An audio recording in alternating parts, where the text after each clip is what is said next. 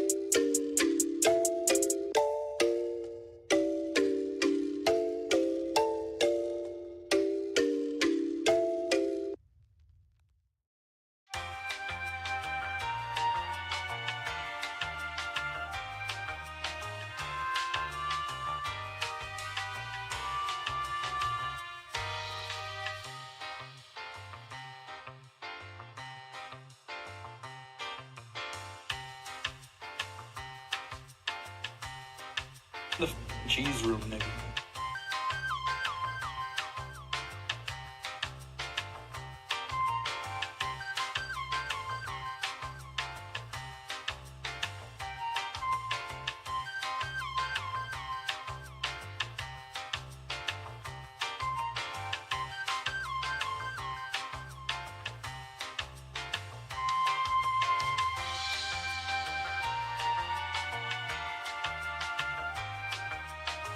He was with him.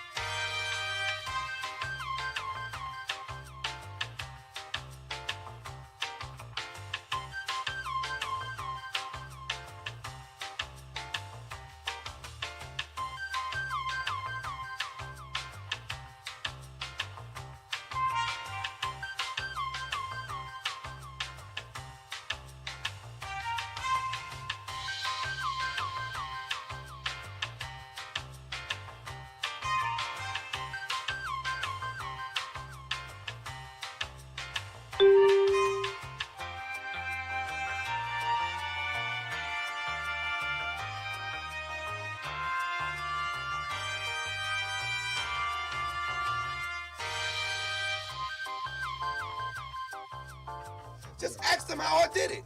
I got out the limo, grabbed her hand, went upstairs and fucked her.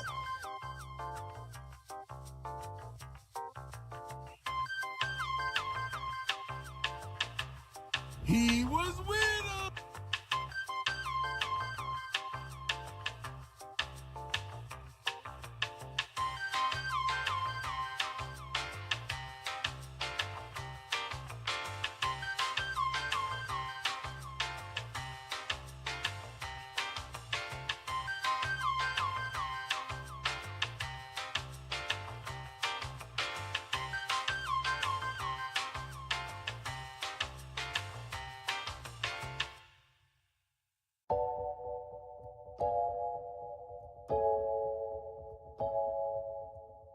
I would have been swallowed up. Have you ever been swallowed up?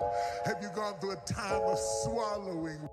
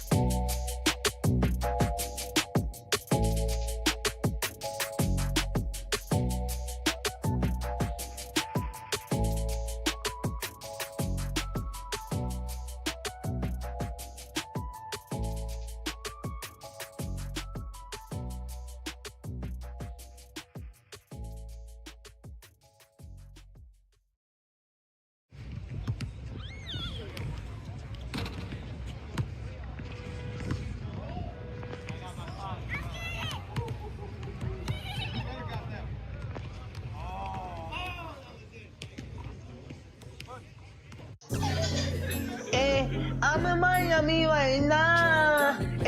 I'm in Miami right now. I'm in that for your file. I'm on the Ocean Drive. I'm in Miami. In Miami right now. I'm in that for your file right now. On Ocean Drive right now. That's on my mama. I'm in Miami. I go to the window, so I'm going to Cali. I said I'm too official. I'm out with them niggas. I said, man, the rapper on the city, that nigga, he wicked. We pull out with them guns. You know me in the real. Well, mama pays, I ain't having ever since that I was real. Now I can't look like a pet and I will never squeal. Whenever ever on my mouth, cause I swear I'm too real. Yeah, I'm in the East Coast, I'm living life for real. Why the fuck you can hate it? I advise you to chill. You gon' really piss me off, and I'ma pull up with the steel. I'ma pull up with the drink, go and get your ass killed. Man, stop capping, cause I'm fucking wicked. I pull up to your city, tell me your location, bitches. You know we fuck that shit. My youngest know you killin', I wanna grind, got money in my mind, put money in my wrist so I can tell the time. You know I'm rapping the job and I'm trying to eat. All around the world I'm doing shows, I really come to eat. They trying to play on me, I swear I'm doing my shit. One more time I was poor and I ain't have shit. Every day I'm just riding by the same outfit. I done came up, I'm switching cars, now I'm switching shit. These niggas mad at me, ain't wanna clone me. I'm in Miami right now, I'm off of South Beach. I'm living large, I'm living life. They know me, wanna take my life. Yeah, it's on my mama. I'm in Miami. I'm out there doing video shooting, going to Cali. I'm on my mama, I'm on my mama, and I'm in Miami right now. I'm in the 305, yeah, I'm on Ocean Drive. Pull up with a red car, my life is on now. They wanna play with me, they wanna clone me. I'm bad bitch, Latino, she wanna sleep with me. I'm in the 305 right now. I'm in Miami right now. On Ocean Drive right now. I'm in Miami right now. I'm in Miami. I'm in the 305. I'm in Miami. I'm in the 305. I'm in Miami. I'm in the 305. I'm in Miami. I'm in the 305. I'm in Miami right now. Yeah, I'm on Ocean Drive. I'm in Miami right now. Yeah, I'm on Ocean Drive. Yeah, in the front car. Yeah, come look at me. I'm the youngest in the game. You can't beat me. Cause I'm that nigga from the bottom. No, I will never change. Diamonds on my hoodie. I got diamonds on my chain. I'm in this so no, that's why ain't no game. Yeah. In Miami right now. And the 305. Yeah.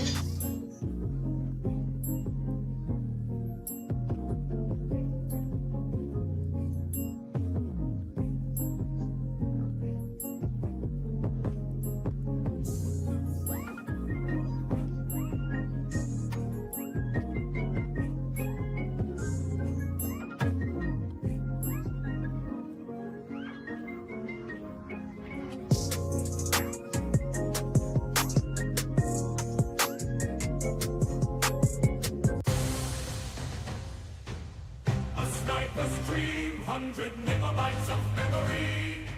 He has me forehead, and after head goes praise vertical. No matter who he races, he gonna have a head start. Frontal globe. Remembers what happened tomorrow. His father stands on the second floor. Why can you still see his forehead with the comments open? Sure, he's nice. He got a lot on his mind. He's been told to hold that fort all his life. Bro sweat tries before it reaches his eyes. He needs bangs. Ready, freeze will cause an avalanche. I wonder what time zone his forehead's in. Depends on which way he is facing. Bro starts every sentence with I know.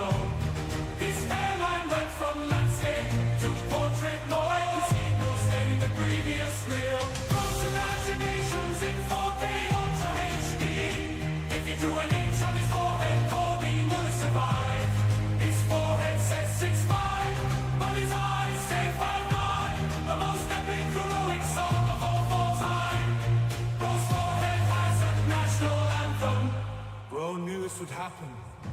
Shut it!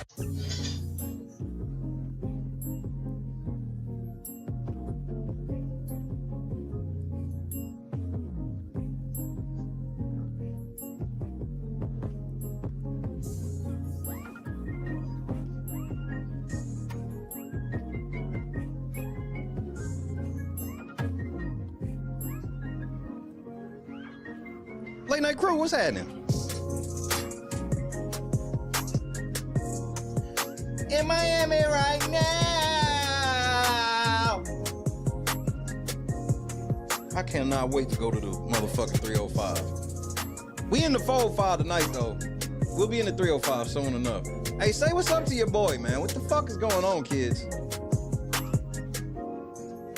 What the fuck is going on, kids?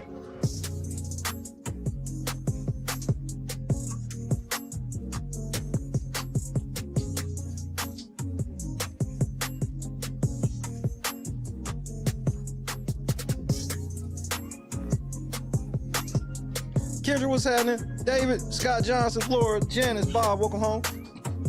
MC Heavyweighter, OMG, what up? James, we here. Charles, what's happening, kid?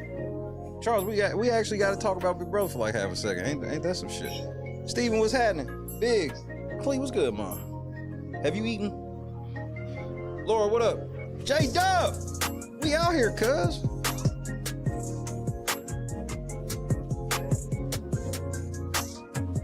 Tracy, what up? Shout out.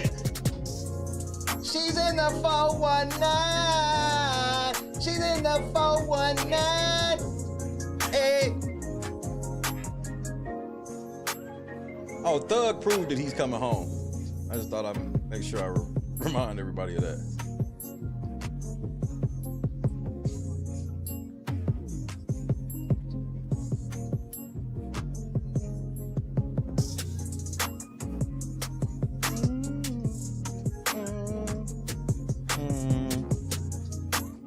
I gotta let it ride out. What's up, Lisa?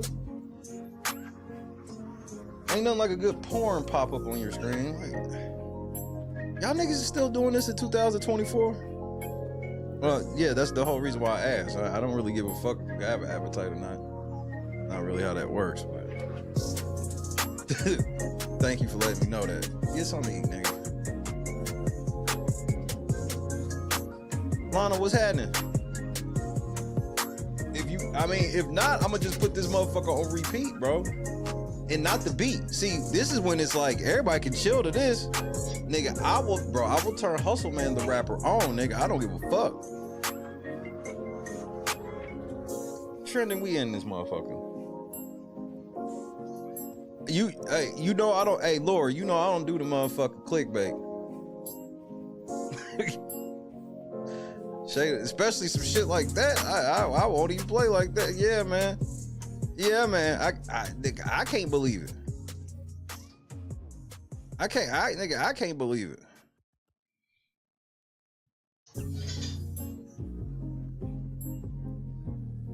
It is Saturday night.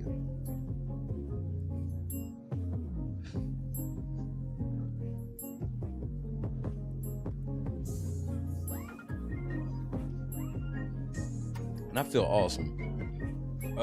Make sure y'all stay in prayer for every member of the Real Late Night Crew. Niggas is going through it right now. It's like that's how the devil do whenever we get ready to get blessed. It starts coming in droves. And it seems like there's nothing you can do. There's always something you can do. You put your faith in him. So just continue to pray for us. We'll be all right. That's why I tell everybody. I ain't gonna stop praying, so either y'all gonna pray with me or I'm gonna pray by myself. So it is what it is. Regina, what's happening, cuz?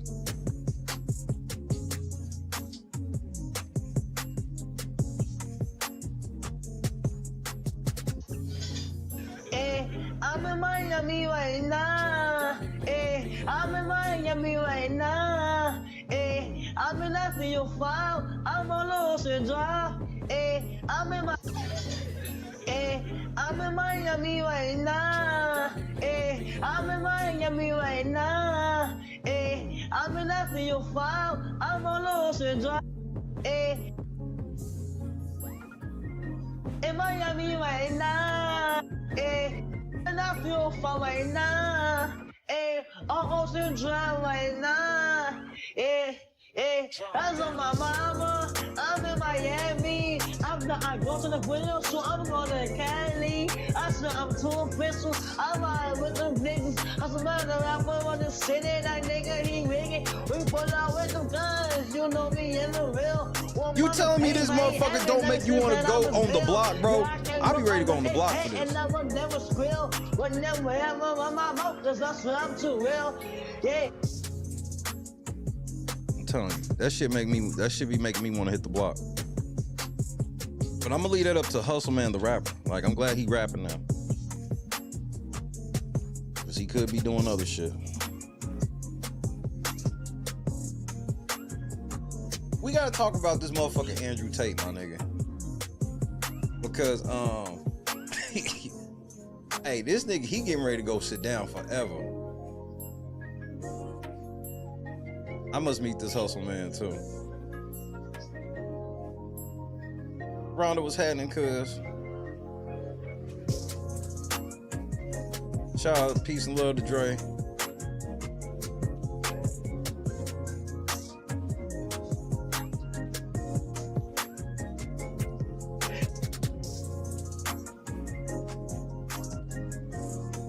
Been a rough week, bro. It's been a rough week. I ain't gonna lie to you. But we here though. And then Lord say the same. We get to watch a little bit of football tomorrow, so I guess it'll be all right.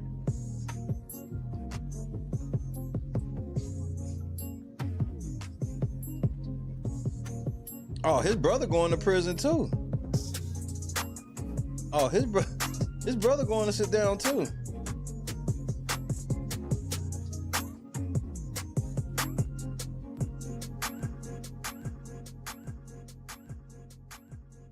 His brother going to go sit down.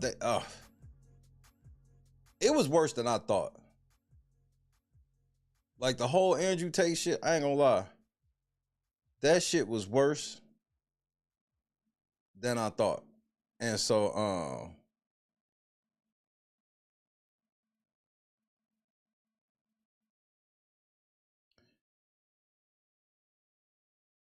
because I understand where the void for somebody like Andrew Tate can come in. First of all, the whole time for like the longest, I didn't realize they was talking about the kickboxing nigga. I did not. When I found out they was talking about the kickboxing nigga, I was like, nigga.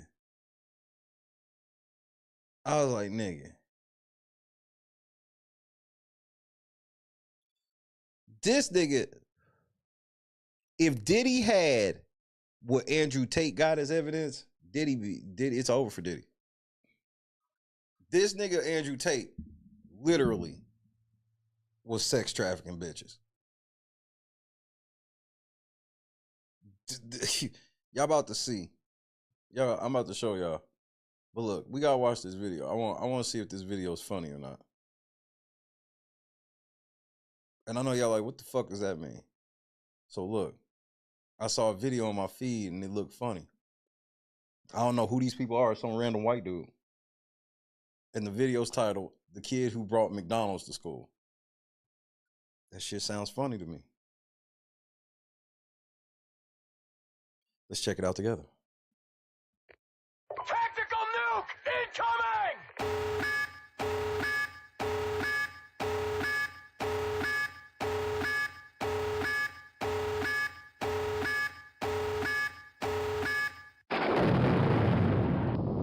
Bye, Mommy, I love you. Ha ha! Sup, McFuck? Guess you got McBucks. I'm so sorry. No coat hanger? Public school. Excuse me. Sorry. Sorry. Sorry. Sorry. Sorry. Sorry. What chapter you guys on? Chapter 9? I'm on chapter 5. Dining, that is. Let's just... He's just gonna keep doing that.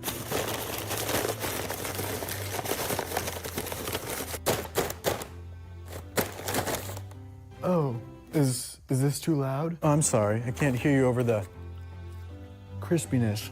Fresh batch. I think he has like some issues at home with like his father. Oh, that's funny. I don't remember ordering a Happy Meal because this came with a toy. What is this? AirPods, not the Pros. Don't need these. Ba-da-ba-ba-ba. I'm fucking rich. WPS. I'm putting that on the motherfucking soundboard. That is how I imagine most white people talk to themselves. Especially when dealing with niggas. As soon as they get done dealing with niggas, they go right into that jingle. AirPods. This is alleged, of course. It's not the Pros. Don't need these. Ba-da-ba-ba-ba. I'm fucking rich. What are we learning today? Oh, the history of poor people. Glad you dressed up. Oh, you packed your lunch? Yeah, I remember yesterday. Get your McFucking eyes off my McFucking fries. Bitch. I forgot the honey mustard. Do you have any honey mustard? No, but I have a Go-Gurt. A Go-Gurt? WPS. He got a Go-Gurt, nigga. How about you Go-Gurt a fucking job? Dude, I'm 12. You hear that? That's the sound of GameStop. You know you can ask for no salt. I asked for extra. I don't know anything about stocks because I'm 15, but that's what I would imagine they sound like. So you guys like walk to school, right? Because it's free. Yeah, I can see the shoes you guys walk. Yeah, digging the outfit. It really screams free lunch. Get your unemployed hands out of here. Your mom's still the cafeteria lady, right? Yeah, Gavin, my mom does work in the cafeteria. What is that? Is that class? Cafeteria. French? Why are you pretending you don't know my mom's a lunch lady? Cafeteria. You've known her for 12 years. Bacteria? Bacteria, cafeteria. Science class. Yeah, hey, just letting everyone know I already finished my McFlurry in the car, in case you're wondering. Ice cream machine was broken, but they fixed it for me. When you got it like that. I'm not even gonna finish all these. You want some? You want some? No. Pick that up. Can I smell your fingers? Lunch bowl without the dessert again, huh, Riley? You ain't shit for that. Classic. Yeah, Gavin, I'm poor. Stop calling yourself poor, okay? I'm supposed to call you poor. This bag is supposed to call you poor. You ever seen Super Size Me? You're headed down a dark path, buddy. Super size, just like my dick. What are you eating, what, 3 bags of French fries? You wish you could have this. Yeah, where's your burger? Can't afford it? I ate the burger in the car. It's better fresh. Ba-da-ba-da-ba. I'm eating it fresh. I put Boss water in here. Good morrow, peasants. Sorry I was... Oh, nigga, don't try to hide that McDonald's now, nigga. Nah, nigga, stand on that shit. late. I was getting a physical done by a female practitioner. And we stopped at Chick-fil-A on the way back to school. Yeah, had that yesterday. That's funny. Because yesterday was Sunday. You don't... Yeah, you ain't had that shit yesterday, nigga, you lying ass nigga, if yesterday was Sunday. Don't care if I sit here, do you, Gavin? Nah, nigga, keep that same McDonald's energy, nigga.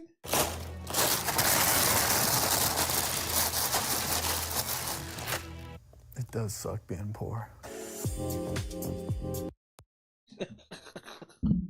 Nah, nigga.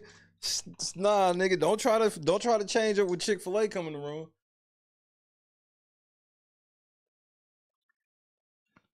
That nigga was stunned on them hoes until Chick-fil-A rolled up. I don't know him. Yeah, I see. Anita, what's happening? Inner space, what it do?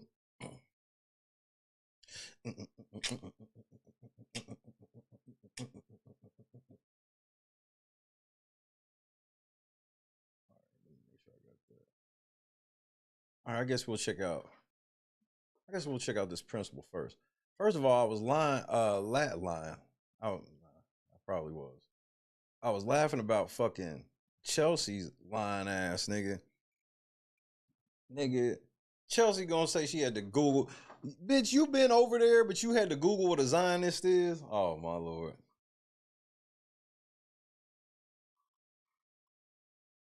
Oh, my Lord.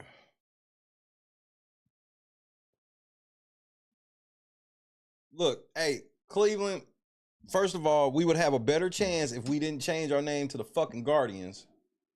That's the reason why it's a tie game. If we were the Indians, we'd be up. But this is just playing just like Major League One, the movie. So we're fine. They gonna fuck it up. We gonna win the ninth. Then we gonna win again. And then we gonna win again. And then we gonna lose to the Dodgers. So that sucks.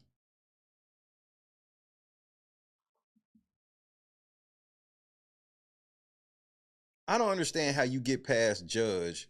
You get Judge to hit into a double play, and then you don't fucking walk Stanton. I guess that's, that's why I'm not a baseball manager.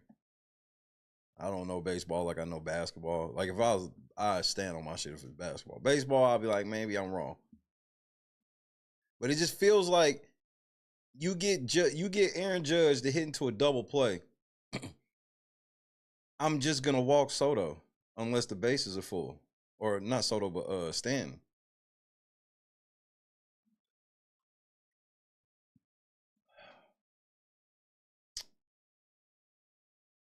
It has happened before, cuz. Just like the movie, cuz.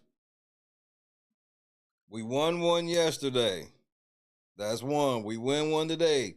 That's two. We win one tomorrow. That's three. It's called a winning streak. It has happened before. And we can do this. We can do this.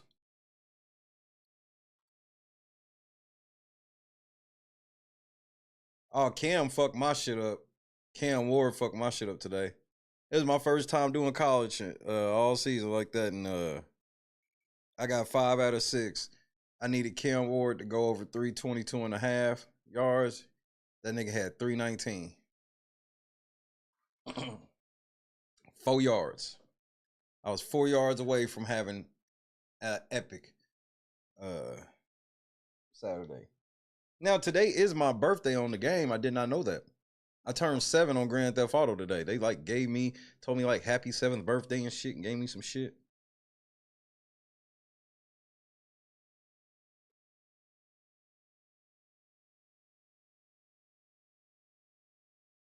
So, like the crazy part is I just started playing it. I don't even really play it still. I play it enough so I can have cars and drive to work. I really just drive to work most of the time. My money is as low as it's been in a long time because I ain't been playing it. I just drive to work. I'll get in the game, get a car, fix my car up, get an outfit, drive to work. But I got the game I did get it like 7 years ago. I might have got it longer than that. And 7 years ago was the first time I tried the online. And then even when I tried it, I just did it for half a second. It was done. Hold on right quick.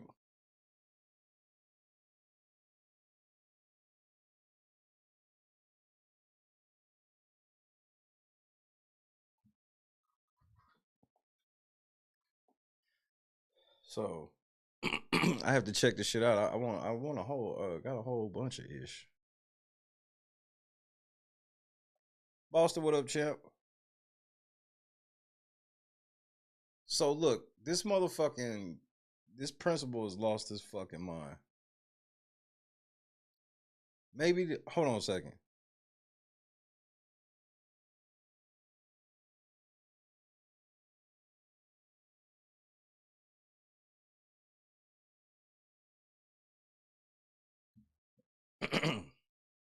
So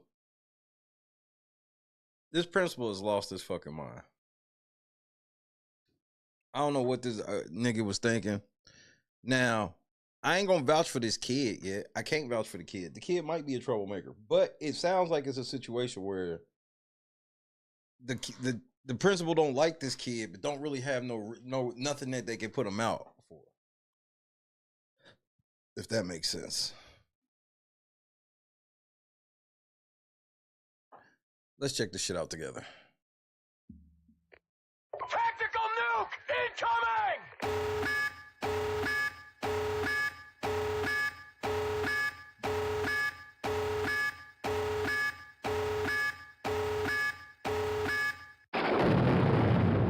You made him take his pants off, Doug. I don't care what he had on underneath it. You made him take his pants off. You can go ahead and do whatever. You made him take his pants off, Doug. You made him take his pants off, Doug. I don't care what he had on underneath it. You made him take his pants off. You can go ahead and do whatever you want here. with that. Nobody was in here. You can do whatever you want with that. Inappropriate. And I'm okay with that. Over You a can do cell whatever you phone. want. Well, guys, today's a pretty bad one. We've seen a lot of not so great stuff. That's right. This principal had a kid in his fucking office and strip searched this kid looking for like a phone, nigga. And this nigga was like, but he had on shorts.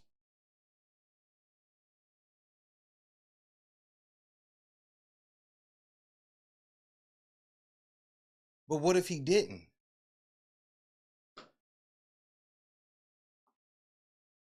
He ran, what up, cuz? Wait, he ran? Oh, there he is. Let's see him first. Yeah, this is a bad one. Joy, what's happening? Yeah, this was gonna piss you off.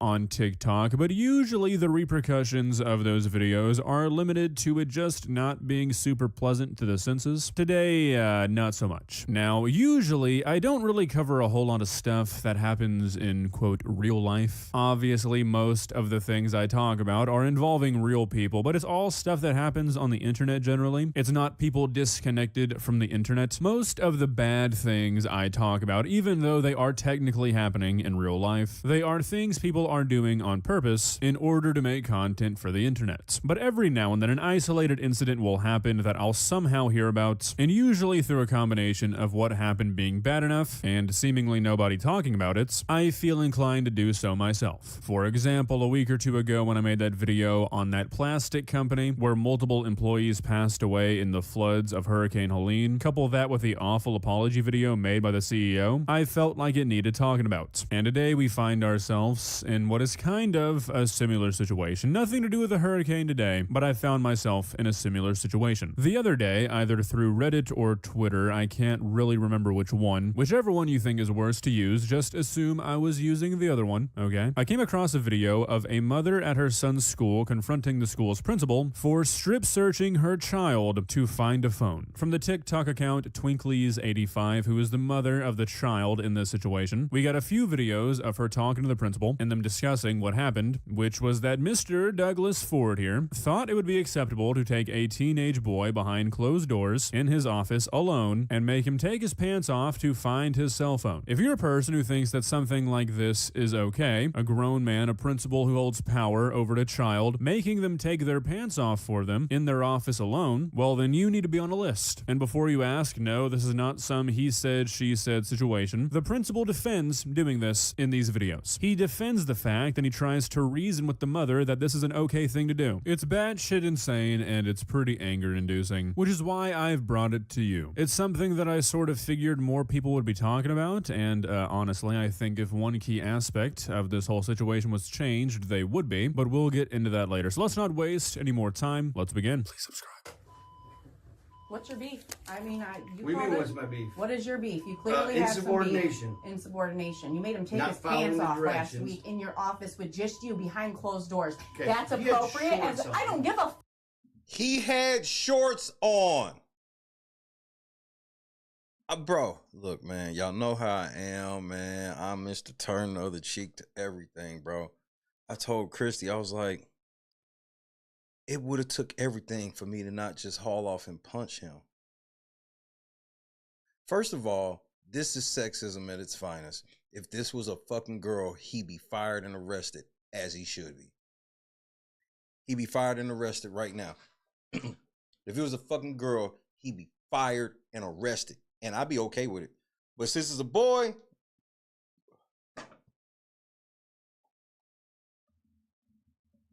he had on shorts.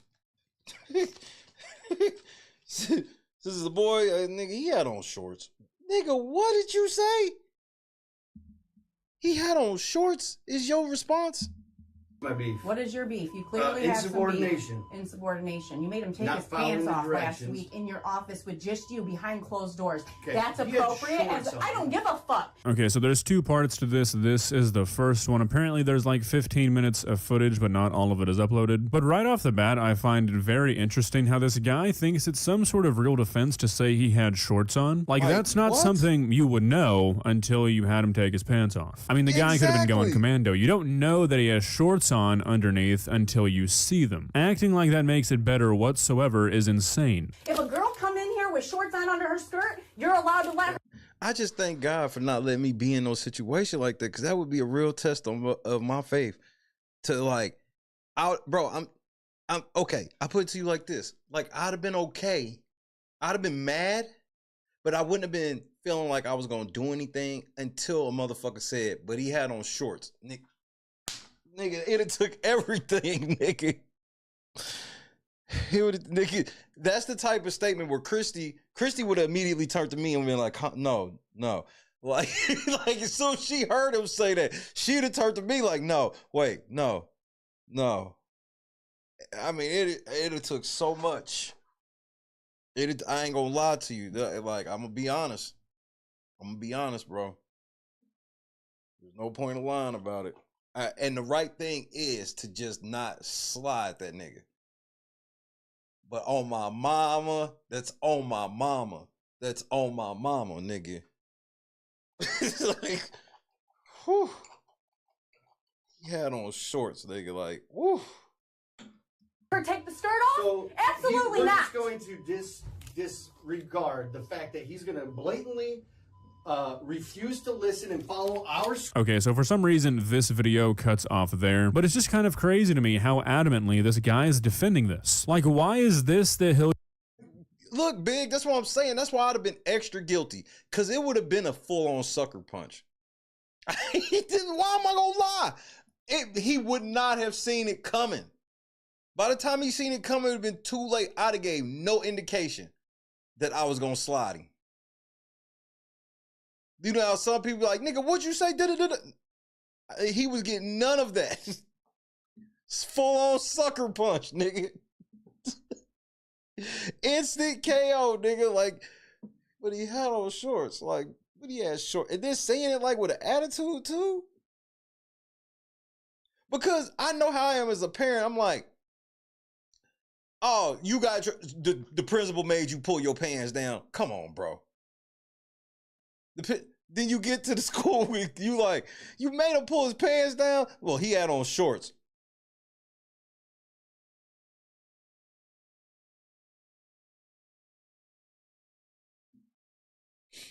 It took extreme self-control, but like, and this ain't like no diss or nothing, but he also said it to the mama.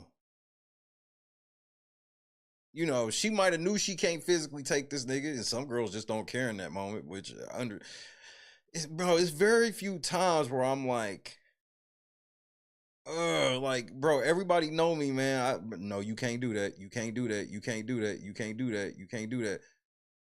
But nigga, this is one of those where it's like, you had my kid in your office by them. First of all, they're done there.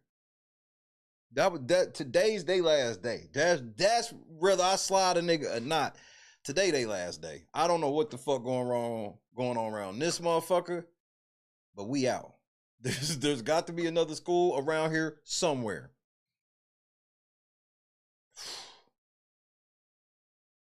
You're gonna die on. The hill of I like to make students take their pants off is not exactly one you want to be on. Look, it would be one thing if this kid had drugs or a weapon or something. You commit a crime, you put other people in danger, you forfeit a lot of your privacy. But having your phone out in class, look, I have a friend who's a teacher and they tell me all the time how big of a problem phones in classrooms are right now. I get it, but this is unacceptable. They're not this big of a problem. Cell phones, that should be a rule then. They're not allowed to have it in the building, period. Oh, it's diapers for everybody. What does that mean? So, it means one person poops their pants, everybody No, gets that's your diapers. rule. That's your fucking rule. They can't have phones in the school. my rule is you can't have them in the classroom. So where do you want them? They can't be visible or used in the classroom. Bro. Nigga, why'd you stand on that? Why'd you tell her where they supposed to put her? Why you gonna try to turn and step back? Well, they can't be visible. Again, I'm a very logical man. And I'm gonna tell you, I'm gonna be like, okay, you should have called me because I would definitely get on my child about why the fuck you have that phone out in class. Do I need to take your phone? Because, you know, I'm the one paying the bill. But were you going to make me not give a fuck that they had their phone out is when you tried to strip search them for said phone. Because that ain't even remotely necessary.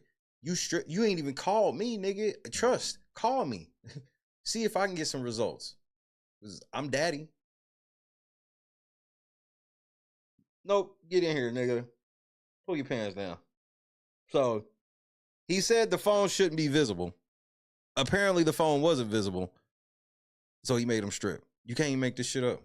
Come on now. No, you are just Listen, tit I for don't tat. have this problem with. I'm sure you don't. 99% of the right? kids. Yeah. Okay, so as a person with a functioning brain, I'm going to tell you right now that this guy is 100% talking out of his ass. I don't care if I have no way to prove it. If you're really going to sit here and tell me that 99% of the children that attend your high school don't have their phones out in class ever, you're full of shit. I mean, come on, let's be real. Everybody in this country has their phone up their ass 24/7. Maybe not everybody, but a lot of people do. Phones have been banned in schools or heavily regulated since the 90s. This is not a new problem, and it's probably the worst it's ever been right now. A lot of schools are starting to ban phones entirely again. You can't even bring them onto campus. For this guy to say that only 1% of his students are using their phones during school time, if you have an ounce of critical thinking skills, you know that's horseshit. Nobody. 99%. I'm sure. That 0 is nobody. No, you're just picking. Now, what did he do today? He was sitting with his brother in the lunchroom, and you tell him he's got an assigned seat? Does everybody have an assigned seat? Yes. Everybody in this school has assigned seat. Does. This whole school has assigned seats. I tell them towards a few weeks into school, these are your seats. We'll change it the semester. That's always been what I've done. Every single person. I've never heard that. Because here's what happens. They'll take somebody's seat that, well, I sit there. It's an now open it becomes a lunchroom. problem. Okay, so not only are assigned seats at lunch for high schoolers the dumbest shit I've ever heard of, if you go through the comment section of this— Nigga, you a do you believe this nigga that they have assigned seats in the lunchroom in high school? Press 1 for yes, 2 for no. It don't matter where they at. I just want to know where you are.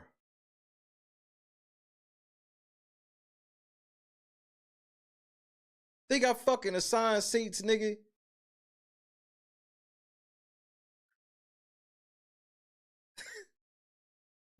What the fuck? Ain't no high school kids going for that, nigga. They too grown for that. Like, that's insulting to some high school kids.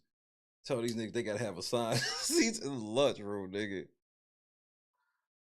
And lunch is always, I don't know where y'all went, but most schools I've ever heard of, lunch is like a fluid thing anyway. Some people go do other things during lunch. It's like not even mandatory to have to go to the cafeteria in all cases. Like in some cases, you literally may have to go to do this or do that. Hold on a second.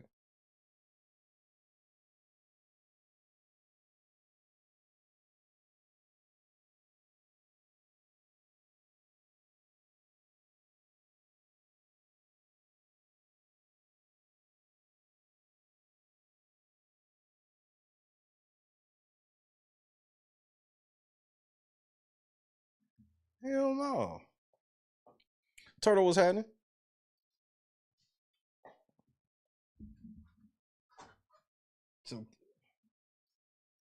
And then Chrissy just said that, like, at their school, they'll make the girls pull down something and make the guys pull down something to warn them about vapes or some shit like that. I told her, like, yeah, you don't ever consent to no shit like that. You tell them niggas to call me. The fuck you mean?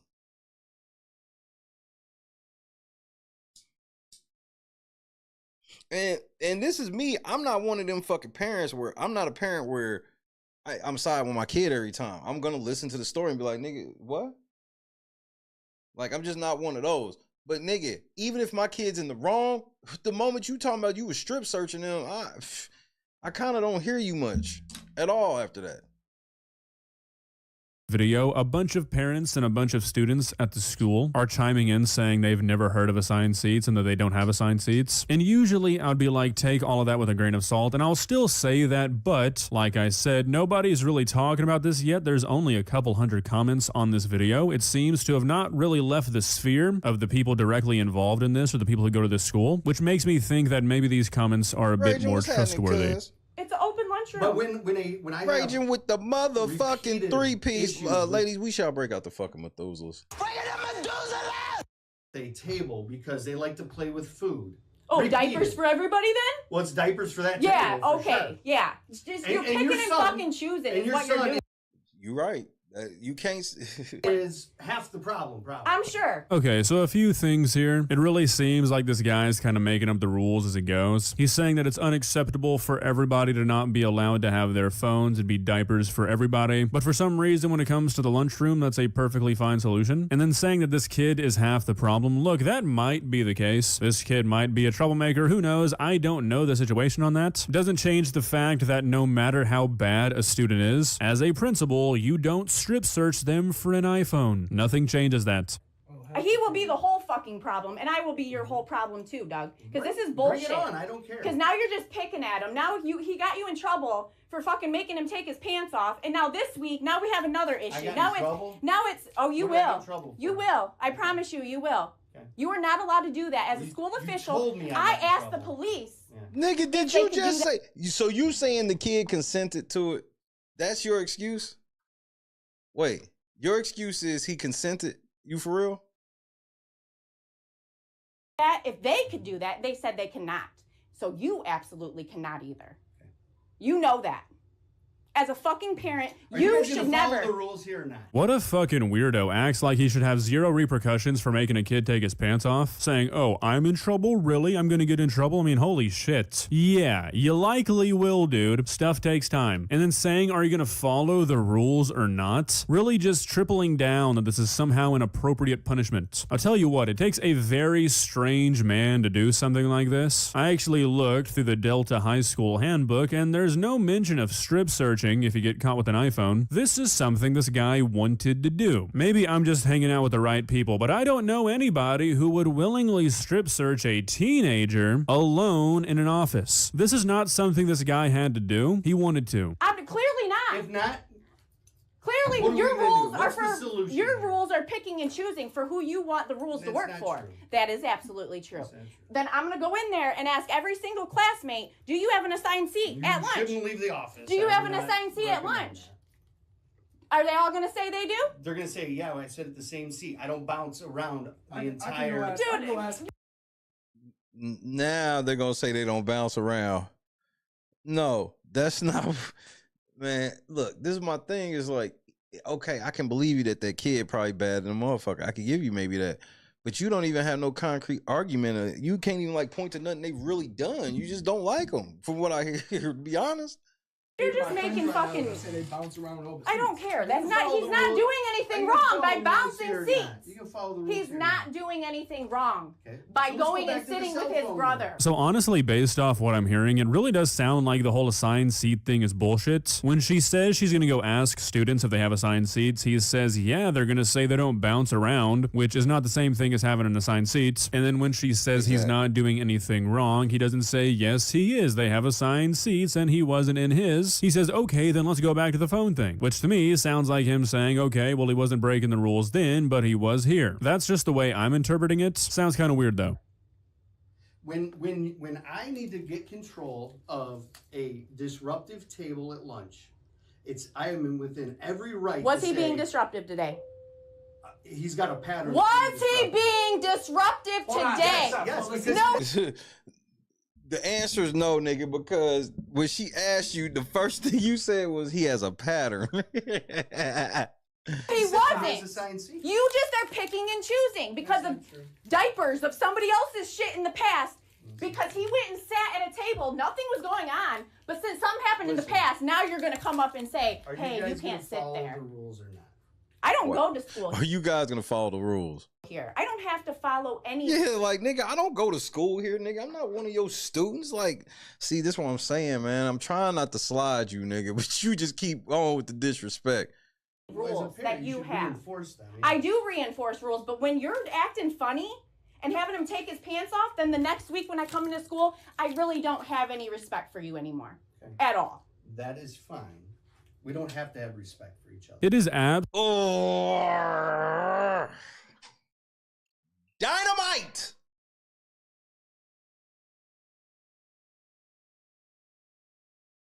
I mean, this nigga real slick with the mouth, nigga. Like, he real slick with the mouth. I ain't even gonna lie. This nigga's real slick with the mouth.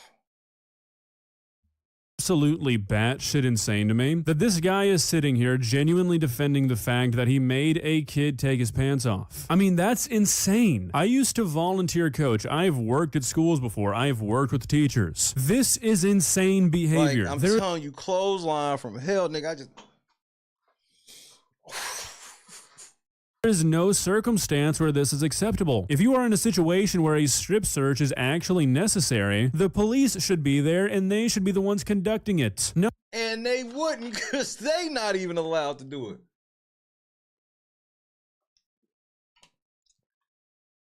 Like, the amount of shit you gotta get before you can strip search a motherfucker is outrageous.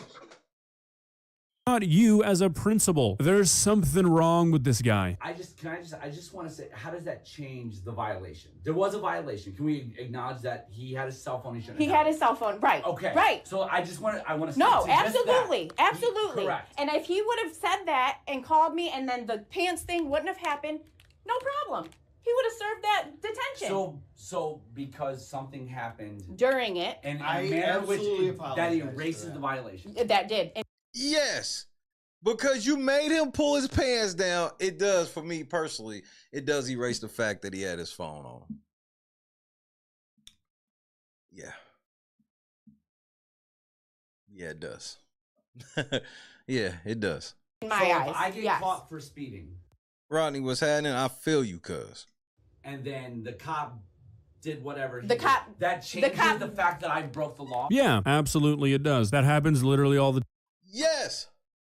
What you mean? There's been several times where cops have pulled somebody over for infraction and then they went too far and then everything got thrown out because this nigga did not try to use the police as a fucking example. That's the wrong example. no problem. He would have served that detention. So because something happened during it, and a manner which that erases the violation. That did, in my eyes. If I get caught for speeding and then the cop did whatever he The did, cop- that changes the fact that I broke the law. Yeah, absolutely. Yeah. If all you did was speed and the cops beat the shit out of you, yeah. That seems like you've served the punishment. And then some. Absolutely it does. That happens literally all the time. Evidence is obtained illegally, police protocols not followed. Things get thrown out the window all the time when certain standards are not met. Yeah, that happens literally every day, man. What a terrible analogy. Also, what a terrible thing to try. I mean, that was literally the absolute worst analogy. Yes, nigga. Just like when it happens to the cops. It was almost like, listen to how he said it. It was almost like he realized halfway out of his mouth, shit, this ain't gonna work. And the cop did whatever he The did, cop- that changes the fact that I broke the law. Yeah, absolutely it does. That happens literally all the time. Evidence is obtained illegally, police protocols not followed. Things get thrown out the window all the time when certain standards are not met. Yeah, that happens literally every day, man. What a terrible analogy. Also, what illegal search and seizure by your principal, nigga. Terrible thing to try and say to justify the fact that this grown man made a teenage boy take his pants off. Why are you guys so comfortable moving past that? Like, seriously, that's crazy. But that's where the videos end. I'm sure this TikTok account will be uploading more as the days come if you guys want to go check that out. I'm really surprised that I haven't heard about this anywhere else, and I honestly think that it might be because of who this happened to. I saw a lot of comments mentioning this on these videos. The mother seems to have a similar sentiment. I think because this happened to a boy, a lot of people don't care. If this was a teenage girl, this would be shared by every Facebook and Twitter account imaginable. And for good reason. That's how it should be when this happens to any child. This is completely unacceptable, and I really hope the higher-ups in this school district do something. Otherwise, the children who go to this school are at risk. This is not somebody who should be around children. Well, guys, what do you think? If you were the parent in this situation, how do you think you would react? If It would have took everything in me to not slide him.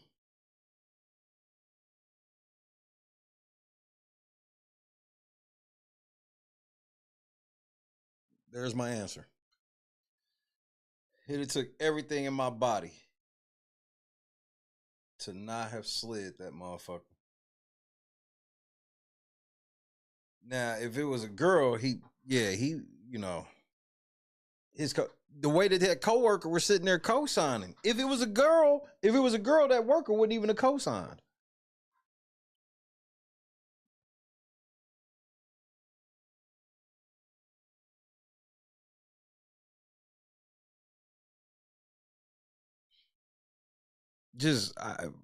I saw this shit and I was just like, that nigga said, but he had on shorts. So he did? So you did? Nigga, if my son was offering to pull down his pants on his own, you should have told him no. That's what I expected from you, sir. I expected that from you. Grizz, what's happening? Shout out to all my dogs at the crib. Oh yeah, bottom of the ninth. Get the fuck out, Yankees.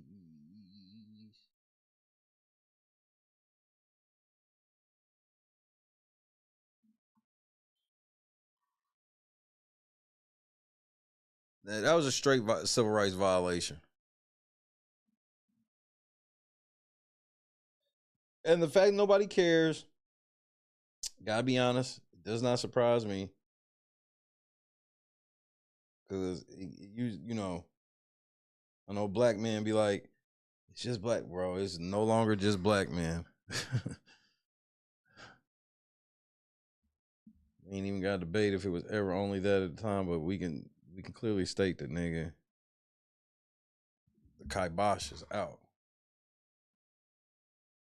This is what I'm saying. Low key, Donis. Low key.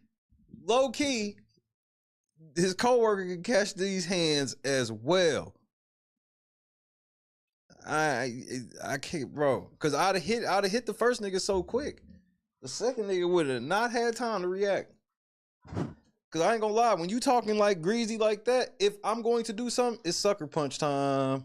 I ain't giving you no heads up. You've already gave me the heads up of what you on. What? Fuck.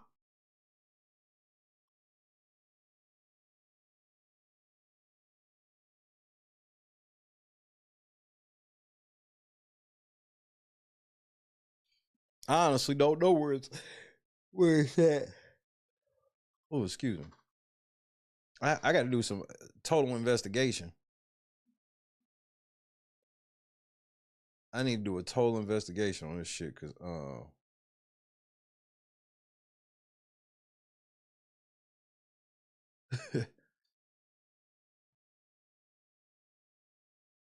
I heard about this like literally like maybe 15, 20 minutes before I decided to go live.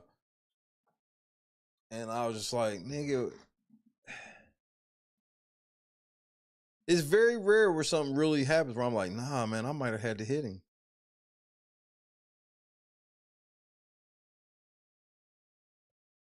Like, I bet I'd hit him.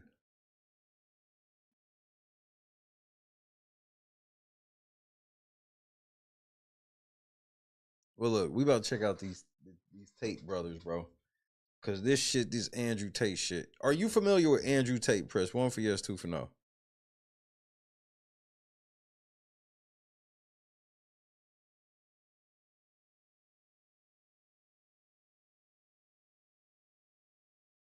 Are you at least familiar with him in some way?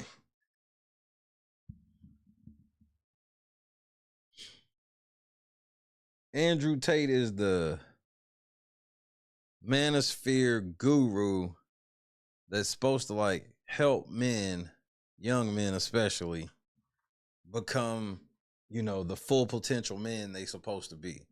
Now, he's tapped into a market where it's basically like dudes that clearly recognize that, like, as a man, motherfuckers don't care about certain shit. Certain crimes can happen to you and nobody cares. stuff that happens in family courts, all these things, and nobody cares. So there is this market for that. The only problem is this nigga's a full ass scam artist that the kids should not be listening to. And so right now he's on house arrest in Romania because he's been on the run, basically. But now he's getting ready to go to prison for life for this sex trafficking shit. He scammed all of his followers, like bro, Ponzi schemes, pyramid schemes, all that shit, bro. And it's sad because a lot of these niggas just needed a father to just tell these niggas to stop whining and get to work. Yeah, there are some shortcomings, and that don't mean you can't speak on them or feel some type of way about it, but following a nigga like this is, I know, this has to be for strictly a nigga that's never had any type of male figure in their life to get to like to a parasocial level relationship to following an Andrew Tate and shit like that. It's fucking crazy. But let's pick this shit up from here. Tactical nuke incoming!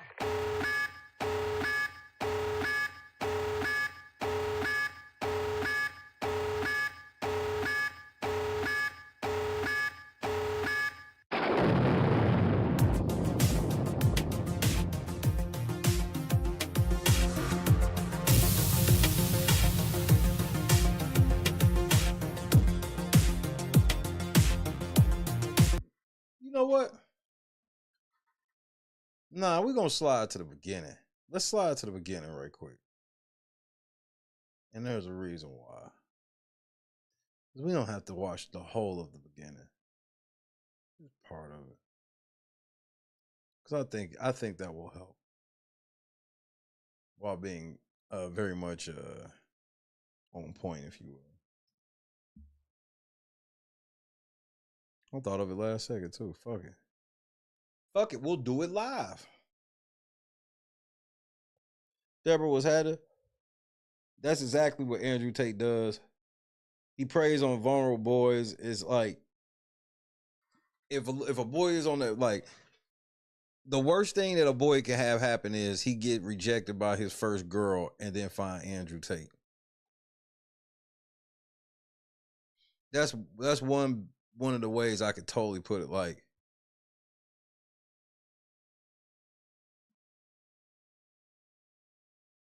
it's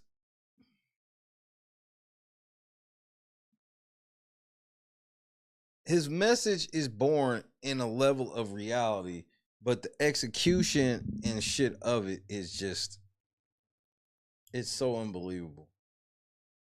Like when I start seeing how big this nigga really was becoming and shit, I was just like, is this even fucking real? Cause I'm like, y'all do know this is that weird ass kickboxing nigga, right? Like, yeah, I believe he had hoes from kickboxing and shit, but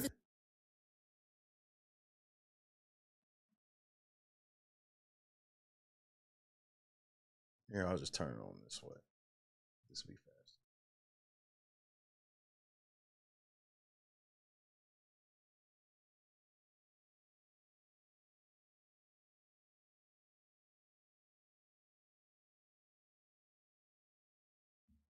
World champion kickboxer, pimp, mafia associated criminal. Like, I've got all this stuff, and everyone's like, who is this dude? Like, surely it can't all be true. Well, it's all true. Several months later. He's trying to frame me, but God knows the truth. There's no evidence in my files. I've done nothing wrong. Everybody knows I'm innocent. They charge me with garbage because they have nothing. There are no victims. I've done nothing wrong. Nobody believes I'm a bad person. 99% of the comments on any of my videos are positive. It's all hilarious. That's irrelevant. Like, nigga, I will never judge you off of your YouTube comments, nigga. That's laughable to me. Yes, bro. It's a joke. Human trafficking for This nigga is of the devil, bro. Yo, the devil's in full effect. TikTok, the whole thing's a joke. If you repeat a lie long enough, it'll eventually become the truth. Or at least that's his intention. Andrew Tate is a fraud, plain and simple. And frankly, he's only getting worse as time goes on. He's lying through his teeth on every single podcast he goes on. He's scamming his own fans. He faked having lung cancer for sympathy points on the internet. And he's even stooped as low as... That's right. The nigga faked having lung cancer, nigga. Suing his own victims in an attempt to silence them. And somehow, that's not even the tip of the iceberg. So, I think it's about time that somebody finally exposed Andrew for who he truly is. All people that love the truth gotta be happy if the truth coming out and lies is getting exposed. That's just what time it is. 2024, this included Andrew Tate. This included Andrew Tate, nigga. 2024, folks. Now, when I Nigga, he do resemble Anton LaFay. Discovered Andrew Tate, I thought he was just another cringy fake guru. But after gaining a little bit of knowledge and watching a few hours of his content, I, like many others, discovered something truly incredible. This tall, beautiful, bald man with moves like prime Michael Jackson, who just so happened to be the living embodiment of everything that a young man might aspire to be like. He's got... Right. He got all the bitches. He got the fly cars. He talk to bitches any way he wants. I mean, look at him standing here. Look at all these fucking kids, bro. It's all these fucking kids out here for this nigga, bro. The fame, money, success, supercars, a good physique, and on top of that, he's eloquent and well-spoken. Yeah, that dancing shit was zesty. Extremely zesty. Aside from when he's admitting to committing crimes on video, of course. I don't give a shit about having sex with beautiful women. I fuck them so they listen to me, so I can get what I actually want. Beautiful women work for me and make me millions of dollars. They obey me because they love me. They clean my house and make me coffee and get naked on demand. That's how I make over $300,000 a month. I own a webcam studio. It's no secret. I've never tried to hide it. Now that this nigga's getting arrested for trafficking, nigga, that was like, what? Which is not them. It's a means to an end. Every single Bond girl was exploited. That's exactly what I do. And coincidentally, the man who used to constantly admit to committing crimes on his own YouTube channel just so happened to get arrested for the same crimes that he previously admitted to doing. And then he turned around and blamed it all on the Matrix. I know I'm innocent. The world knows I'm innocent. Everybody knows this is a Matrix attack. And I can... Yes, and that's a real thing he does. He blames everything on the Matrix. Who or what is the Matrix? They did it. prove it's a Matrix attack. And I can prove that it's not, because after spending way too many hours of my life researching his criminal case and watching almost every Andrew Tate interview in existence dating back to 2016, I can say with 100% certainty that Andrew is not the man of morals and virtue that he now claims to be online. The superhero. The last superhero. The current superhero of Earth for all the children is Andrew Tate. Behind his bombastic, moralistic, and dare I say, misogynistic social media facade, Andrew Tate is the biggest fraud on all of social media. Both in front of the camera and behind the scenes, the man is cruel, dishonest, he uses religion to line his own pockets, and he's currently running a massive disinformation campaign to try and defend himself in the eyes of the general public. And that's not even a tenth of it. So I'm here to debunk all of Andrew's lies, expose the real truth behind his criminal case, and finally place this man exactly where he belongs. And ladies and gentlemen of the jury, the prosecution is not going to get that man today. No. Because I'm going to get him. What we do here is go back. Man,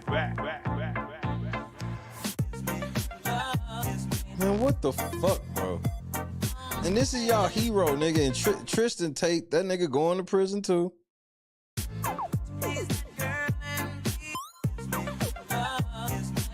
Andrew Tate needs absolutely no introduction.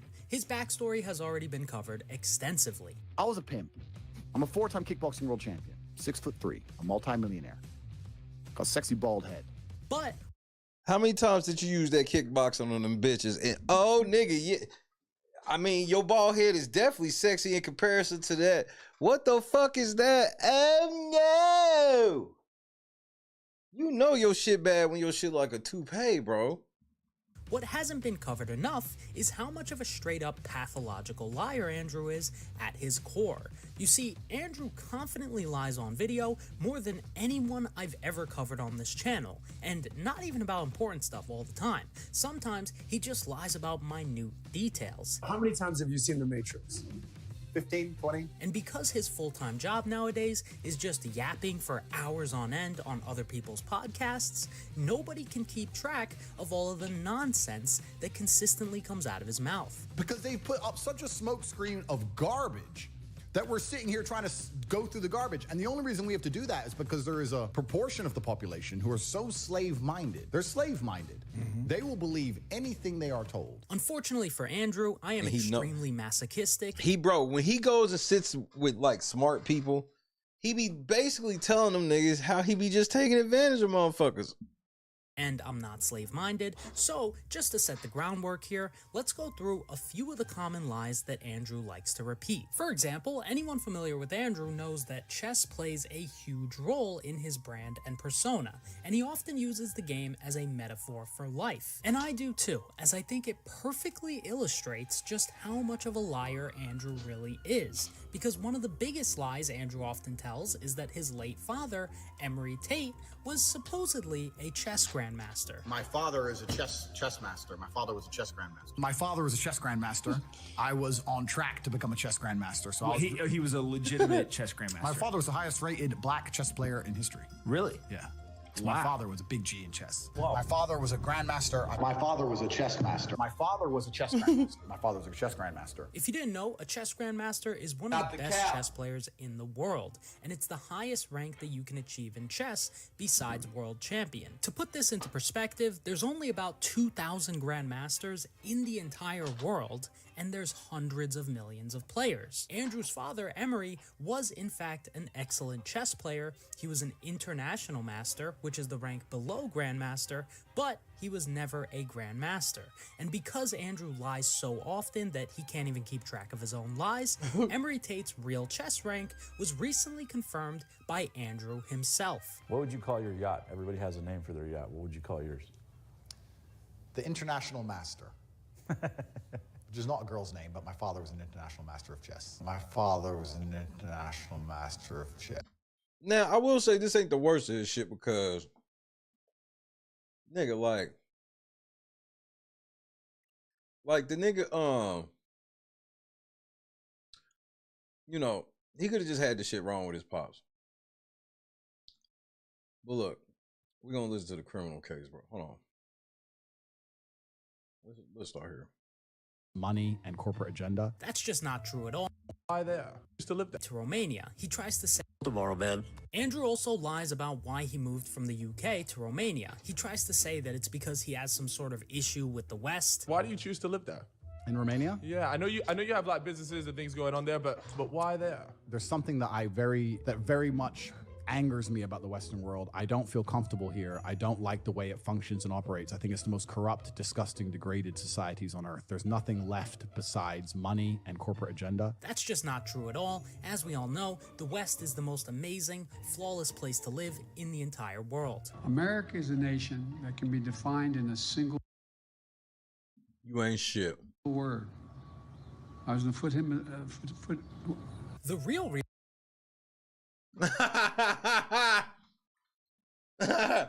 Andrew left the utopian West and moved to Romania was because he was scared of going to jail. The actual reason why I eventually totally left England, I don't know if I've told this story before, is because some bitch called the police on me. You moved your business to Romania just to avoid Me Too or avoid the kind of Western feminist legislation against. Bro, I'll come out and say it, man. I got hit with a Me Too case. Fuck the West. Finish it.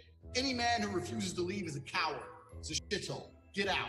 I did the right thing. I ran away. So he moved from England to Romania not because he had some sort of disdain for the West. In my opinion, he moved to Romania because he was scared of being found guilty of the things that he was being accused of in the UK and was attempting to flee justice. There's a very good reason why nobody can name a single other millionaire on this planet who's not a criminal, who's not Romanian, who doesn't even speak Romanian, who has chosen to live in Romania. And hypothetically, even if he didn't move from the UK to Romania to flee justice, he's openly admitted that part of the reason why he moved to Romania is because it gives him easier access to corruption. If we're going to accept that every single system on the planet is corrupt, why would you live in a place where you cannot access to corruption? Does that make sense logically? Or would you rather live in a system where you can say, you know what, I am important enough within said society that if the police stop me, I can give them $10 and they'll fuck off. I'm no ex- Like, hey, nigga, he is the king of, just so y'all realize he's the king of. This the kidnappers again, man. Man, stop saying that shit over the phone. Damn. I can't say shit, can I? He's the king of it.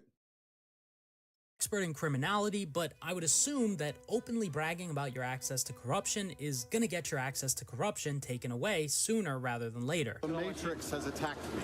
Imagine being a 37-year-old man in handcuffs screaming, "The Matrix has attacked me," and people not thinking you're schizophrenic. And why would any honest, ethical man like Andrew even need access to corruption anyways? If you generally follow basic laws and you just make mistakes every now and then, just like everyone else, you wouldn't need to move to a foreign country that you have no actual ties to, with the end goal of having constant access to corruption. Everyone's afraid of us. And if anyone did piss us off at any point, even if we didn't want to fuck them up ourselves, we can make one phone call and they'd either be in a ditch or lose their any right to stay here. They'd have some visa issue and be kicked out the country, or arrested for no reason and put in a jail cell for months.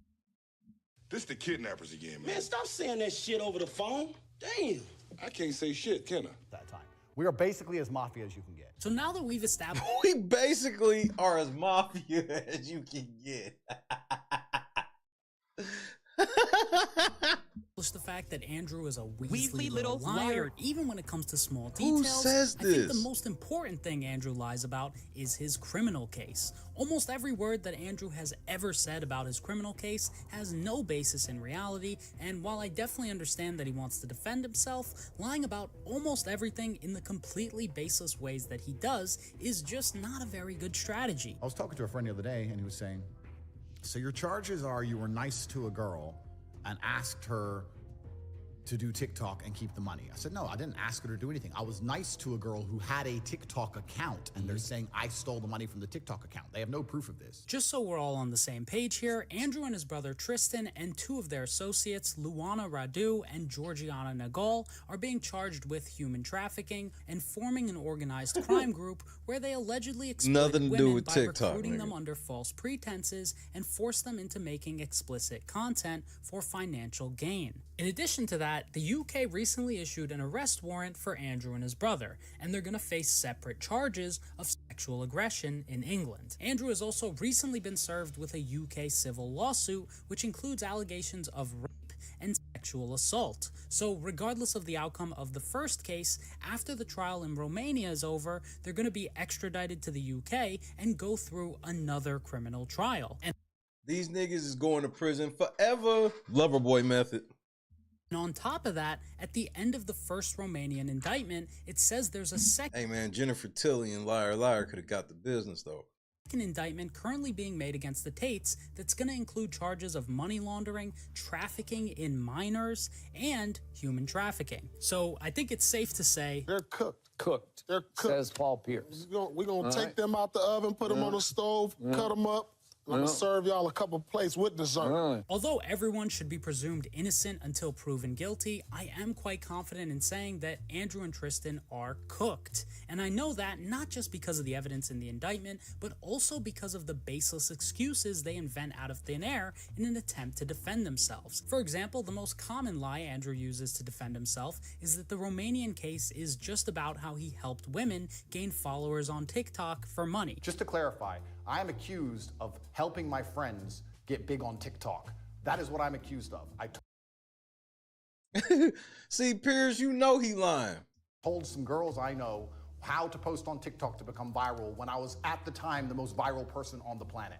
And they are saying I'm a human trafficker for that reason. That is just not true at all. Although TikTok is mentioned frequently in the indictment, it is not the primary focus of the case. Andrew is exaggerating its importance as a way to distract his fans from the severity of his alleged crimes. What Andrew and Tristan are accused of is using TikTok as— if you ever get time, you should watch that Piers Morgan, Tristan, or Andrew Tate interview. The Tristan Tate shit was funny too. Tristan got right on there lying. Like, both of them interviews were hilarious. America's Dumbest Criminals. Romania's Dumbest Criminals. As a funnel to get customers from TikTok and onto OnlyFans. This is confirmed in the indictment where Tristan says, "We need to ensure that these successful TikTok days can translate into more money on OnlyFans."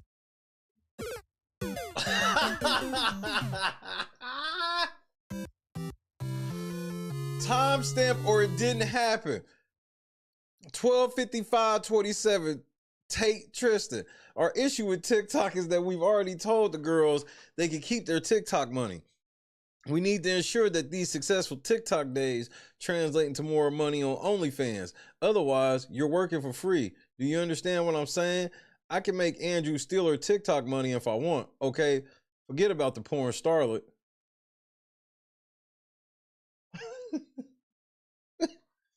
These niggas just all on the phone. And this is like in the case file, bro. Like, these niggas is so done. But their fans just like, the Matrix. Okay. If you give a girl the power to make a lot of money on TikTok, you risk losing her. TikTok should be used to direct money to OnlyFans. So they wanted the girls to use TikTok not as a primary source of revenue, but as a sales funnel to get people onto explicit websites. And the reason why they were doing that is because the Tates had control of the women's accounts on the explicit website. Page 262. From the content of the conversations, it was clear that the accounts used by the female individuals for the creation of explicit photographic and audio-video materials, some of which were associated with TikTok, Instagram, or OnlyFans, were administered by defendants Radu, Luana, Nagiel, Georgiana, Andrew Tate, and Tristan Tate. These individuals knew the account passwords and were aware of the exact sums of money generated by the female individuals from their activities. They also assigned accounts to the female individuals for their use. On page 201, regarding OnlyFans, witness victim 4 stated that neither she nor victim 7, 6, and blank, known as S, had access to the accounts. Only defendants Nagel, Radu had access, and they would instruct them on what videos and photos to create, and then they would post them. Y'all niggas was pimping these hoes on social media. Mocha was having it, cuz. Websites. As evidenced by Tristan's own statement, he wouldn't trust any of the women on OnlyFans with their own passwords or any of the other sites that they were making. I wouldn't, from Tate, Tristan. I wouldn't trust any of these bitches on OnlyFans. I wouldn't give any of them the password. I don't want any of them to have the passwords for Pornhub, e-videos, OnlyFans, MFC. I don't want them to have passwords. I don't want them to have anything. It's his money and he want it now. Explicit content on. I don't want to tell them they have OnlyFans. I want that money to be used by me and you. So this shows that they systematically had control over the victims' accounts to ensure that a majority of the revenue generated by the women was going directly to the alleged organized crime group and not the women themselves. Women are the easiest to program. You could trick women all day long, right? So, but I wasn't tricking anyone. I was just saying, look, you can make a bunch of money. I never exploited anybody. I never hit a girl. I never hurt nobody. I didn't even have to raise my voice. I was a positively inspirational and motivating person. I was a pimp. And by having control over their accounts, they also maximize the victim's dependency on the Tates and minimize the victim's autonomy. And luckily for Andrew, he has previously spoken about maximizing a woman's dependency on himself in order to retain women working for him. But when you start with a girl, you download OnlyFans on your phone. You take her ID pictures, her name, everything it takes to verify the account. You verify the account on your phone and you control the account. So you are now in charge of her OnlyFans. These girls will scam you.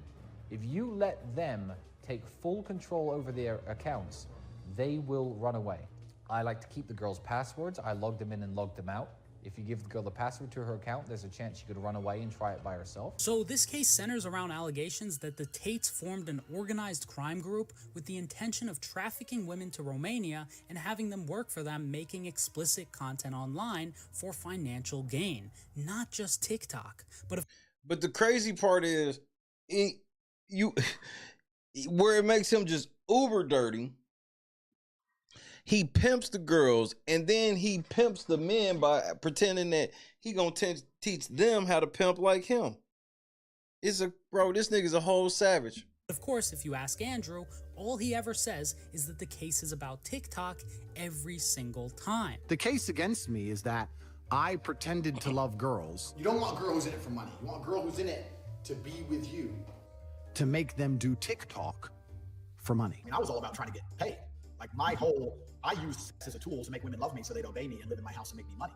That's what I wanted. So I was a pimp in that sense. Like I was not trying to have sex with women. I was trying to get women to obey me, and I realized that's easier if they like to have sex with me. If they don't like having sex with me, it's pretty hard to make them listen to me. So did somebody else plant this on you? Oh yeah, the Matrix. Human trafficking and helping girls make TikToks are two very different things. To put into perspective the severity of the alleged crimes here, one of the victims described herself while working for the Tates as an animal deprived of human rights who had no control over what she was doing.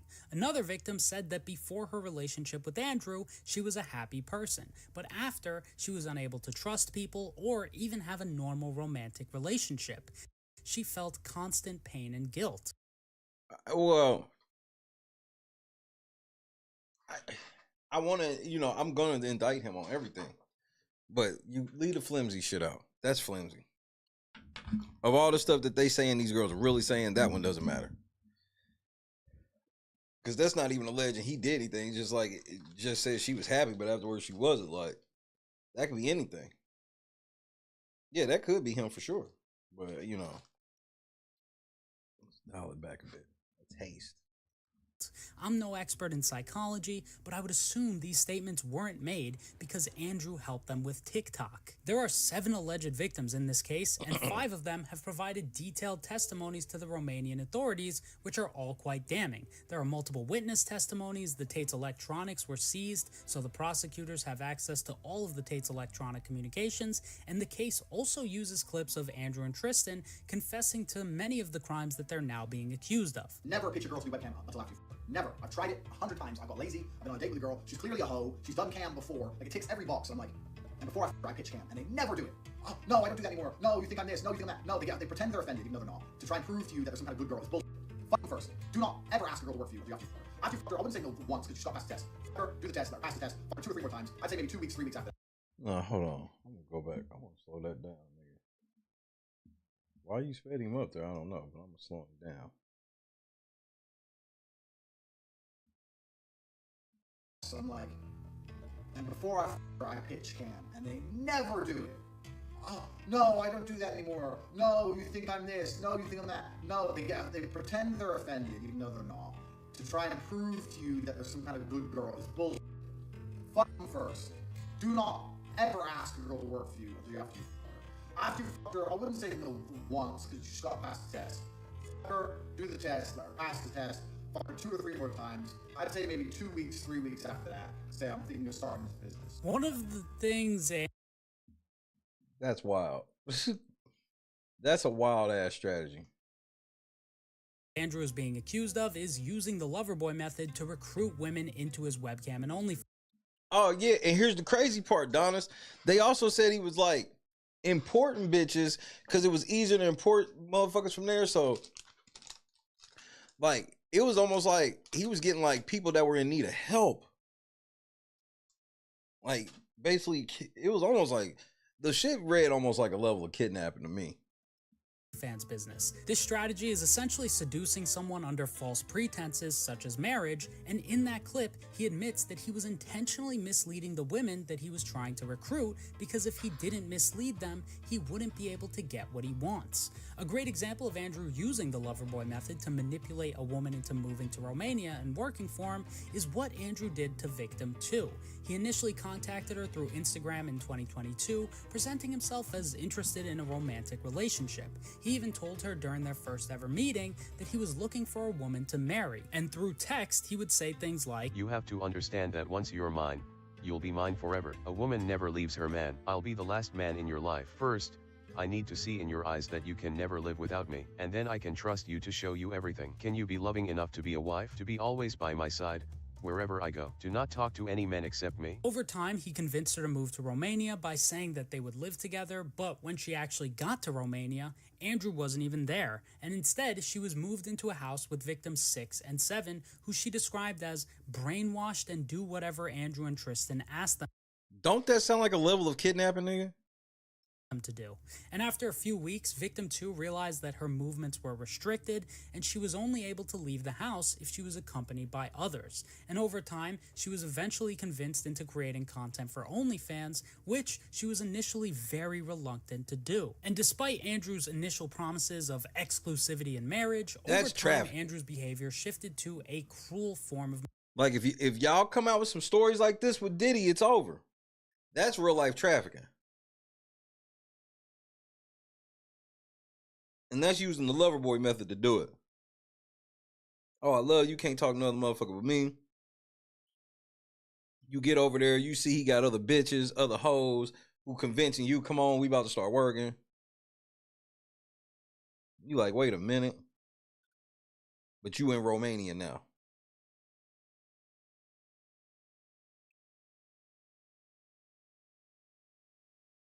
And by the time you realize he's already restricted your movement, you can't leave the house by yourself now. So he ain't just pimping. He's like one of them dirty, dirty pimps. Like, them niggas is not coming home. They can wrap that up. Manipulation, as at one point in the relationship, Andrew started referring to her as his slave, which enforces strict obedience, specifically in the context of someone being restricted in where they can go. Luckily, victim 2 was able to escape the situation in 2022 with the help of law enforcement, but ultimately, that is a completely unnecessary problem for someone to have in life. Nobody should require law enforcement to help them leave a job that they didn't consent to doing in the first place. And to add insult to injury, at that time, Andrew was actively teaching his fans how to use the Loverboy method to exploit other women in the same way he did to victim 2. Andrew used to sell an interesting product on his website called the PhD program, which stands for Pimping Hose Degree, and in this PhD program, he just so happened to teach others how he would use the Loverboy method to manipulate women for monetary gain. My job was to get women to fall in love with me. Literally, that was my job. My job was to meet a girl, go on a few dates, sleep with her, test if she's quality, get her to fall in love with me to where she'd do anything I say, and then get her on webcam. Quite damning if you ask me, and when Andrew was asked directly about the PhD program, he claimed that it was satire. Why did you call it a PhD, Pimping Hose Degree? No, you're talking about an old video which was made satirical. Why did you call There was nothing satirical about that fucking video, nigga. all of that? Oh, that was satire. Of course it was. Selling a course for almost $500 is not satire. It's an unironic attempt to produce income and take advantage of gullible and socially inept young men. That's why before Andrew was famous, he was unironically shilling the PhD like his life depended on it. You need my PhD course, because the PhD course teaches you how to obtain, retain, and satisfy women. On corporative.com, I have my PhD program, and that is PhD is Pimpin' Hose Degree. Clever. Clever. That teaches basically how I got girls, how I met girls, how I got girls to like me, how I got girls to fall in love with me to work on webcam for me. Because that's what I did. That was my MO was Pimping Hose Degree. You niggas paid for that shit. Find girls, make them love me, and make them work for me. And that's how I got rich. So that teaches everything I know from start to finish about not only getting girls, not only obtaining them, but retaining them. Because that's a completely different game as well. The PhD course, the Pimping Hose Degree, was teaching people how I managed females in those scenarios. how I controlled their emotions, how I convinced them to work and give me most of their money, how I convinced them to share me with other women, why they obeyed me. Notice how in those clips he's not describing normal relationships with women, he's describing a systematic way of controlling women, kind of like a pimp. I've had guys come to me all the time and go, "You're a fucking pimp." Like I'm supposed to be like, "No, I'm not." I'm like, "Yeah, I am, motherfucker. Yeah, I'm a pimp." With that being said, let's take a look at how this self-admitted pimp's employees were being treated while they were working for him. Anyone who watches State Confidential knows I'm all over the place. So I end up with all these chicks just stuck in their house, sitting there, bored, completely in love with me. And of course, they don't go out. They're not allowed out. Like, oh, they don't go out. They're not allowed out. Tate's away, so they go out with their friends. No. You don't go to the club with your friends. I don't know what kind of bitch-ass dude is letting his chicks go to the club with her friends without him. No. You stay in the house. You don't go nowhere. You're not, no restaurants, no clubs, nothing. There's nowhere else I'd rather have my genuinely hot girl than in my fucking bedroom making me money. What the fuck I let her out into the world for? When I used to hear him say things like that, I thought he was just playing a character or being a more hyperbolic version of himself to get more attention on social media. But that's just not the case, unfortunately. According to the alleged victims themselves, Andrew and his associates would actually restrict the movement and freedom of the women who worked for him as a form of control. Victim 1 claimed that she could not leave without Tristan's permission and that he threatened to find her and punish her if she attempted to escape. Victim 1 also claimed that under no circumstance would the guards let her out on her own. When she would ask to leave, they would say they don't understand, and even when she pulled out Google Translate to ask them to leave in Romanian, the guards just pretended to not speak any languages at all.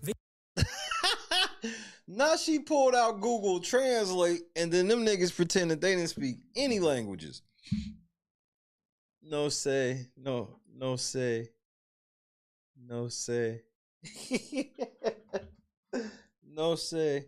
Victim 2 claimed that she could not leave on her own or without notifying anyone. Sure he Victim ran. 3 claimed that she could not leave the house without their permission, and she literally called the police and claimed to be held against her will. Victim 4 claimed that she wasn't allowed to leave the house alone, and she was always accompanied by someone else. So according to 4 separate victim testimonies, the Tates were restricting the freedom of the women who worked for them. And if these claims are all true, they were most likely doing this because when a trafficking victim's movement is controlled, they become completely dependent on the people restricting them. I learned every tip and trick it takes to make sure a girl gets paid. I know how to make sure the girl can't run away. I know how to make sure the girl can't run away. This the kidnappers again, man. Man, stop saying that shit over the phone. Damn. I can't say shit, can I? Because once you teach a girl how to do this, she has the ability to make unlimited money from home. Why would she still give it to you? Why does she just run off and keep it all for herself? If you have to make sure a girl can't run away, then you're not running a business, you're running a prison. Andrew is also... That's just such a wild statement to say out loud. Like, you got to make sure she don't run away. The first thing I'm thinking is, why would she be running away? Ain't this the opposite of pimping? Ain't pimping like you supposed to just have it so you ain't got to keep her from running away? Like... explicitly bragged about how good he was at getting women to tattoo his name on their skin. Yeah, getting the girl, fucking the girl is the first 10% of the game. Having a girl tattoo your name on her, is the other 90%. And how many girls have your name on them now? 22. I got 20. I'm on 22. 22. You got 22 girls branded with your name. What a fucking weirdo. Oh, man. Again, this isn't just a character he's playing for the camera. This is a real thing that he actually used to do to the women who worked for him. This one says Emery A. Tate on the neck. This one says dedicated to King Tate. This one says Tate owned. And what's most surprising to me outrageous is that this behavior of tattooing females is very similar to a well-documented practice often used by human traffickers and pimps. Survivors who get away from traffickers are often left with a permanent reminder of captivity. Tattoos or property, markings that show just they have a number, not a name, or who they belong to. In addition to allegedly branding and restricting his female employees' movements, by his own admission, he would lie to and manipulate these women so they would continue working for him. Your goal is to inspire a girl to make money and give you the money. So the way you're going to do that is you have to have some element of influence, and you're going to have that element of influence through her respecting you, looking up to you, and her believing she needs you. And this is extremely important, because at the beginning she will need you, but then she won't need you. But you have to keep that fallacy keep that dream alive, that she can't do this without you, to ensure that she doesn't do it without you. So his necessity to Outright, nigga, you ain't never coming home. work with the women was not through providing mutually beneficial value. His intention was to create a fallacy that the women needed Andrew to do this business and that they couldn't do it without him. A perfect example of this manipulative behavior is shown in Andrew's chat logs from the war room with a woman named Jasmina. The girl who moved lost her support networks at home, cemented her move, talking about staying forever, can't wait for me to come back, etc. So I had to tighten the screw. So I said somebody in her old town told me she worked in a sex club. I literally totally made this up from the sky. Wow. Here's a screenshot proving that he actually did this. And at one point, Wow. This nigga said you worked in a sex club, and this bitch rattled off all this shit, nigga.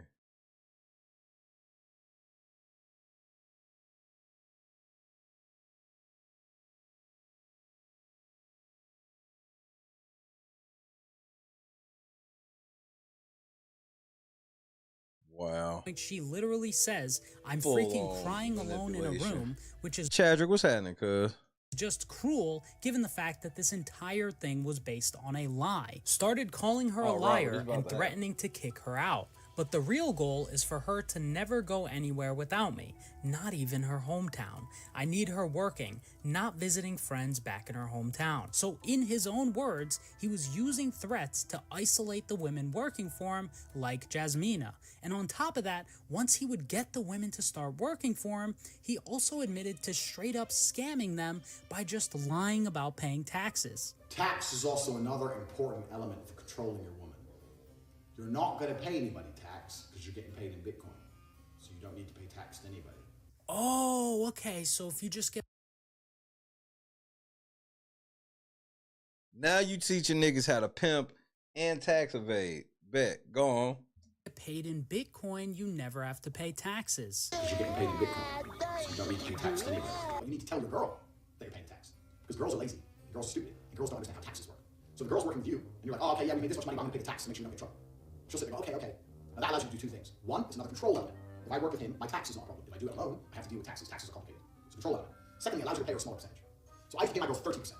So for every $10,000 they made, I give them 3, and I keep 7. They thought they were on 50%. And I said that the disparity is because of taxes. Andrew isn't exactly the best guy to be giving tax advice because as of me writing this, the Tate brothers are on trial right now for evading income taxes in the UK for about $27 million. You are watching When Keeping It Real Goes Wrong. Nigga, they about to cook y'all niggas on this by itself. So clearly this Bitcoin scheme didn't exactly work out. But believe it or not, this tax advice somehow gets even dumber. So really, you're paying 30, tell them you're paying 50. Difference is in the tax. That's where the disparity lies, taxes. If they don't believe you, they want to get fresh or whatever, print out some tax forms. That's just all the time. Just print out some random tax forms. Say, yeah, sign here, sign this. What is it? So the tax, you want to pay the tax or not? Okay, and they just sign away. Sign it, throw away. They think something's happening. Something real's happening. Nothing's happening, so they get rich. Anyway, so tax is another important element to keep control of the girl. So he was scamming the women who were working for him by just lying, but at least he treated the customers well, right? You got to put a moose on it. So I'm trying to teach these women, and the women kept picking it up. So I said to them, it's like, you know what? F it. I'm taking over. So what I did is I unplugged their keyboards and plugged a new one in from me behind the screen. So the chicks would sit there and hit a keyboard that wasn't plugged in. And me and my brother, and eventually some staff I trained, would do all the talking. The girls were just pure, just famoosers, just laughing and doing this, the tits out. And they were talking to fucking ice cold hustlers.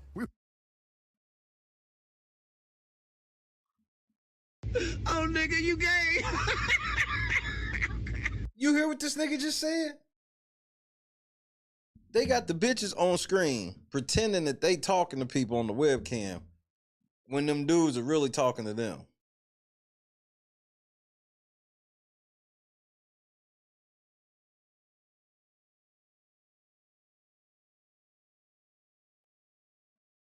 So he was chatting with Bed, pretending to be a fucking cam girl.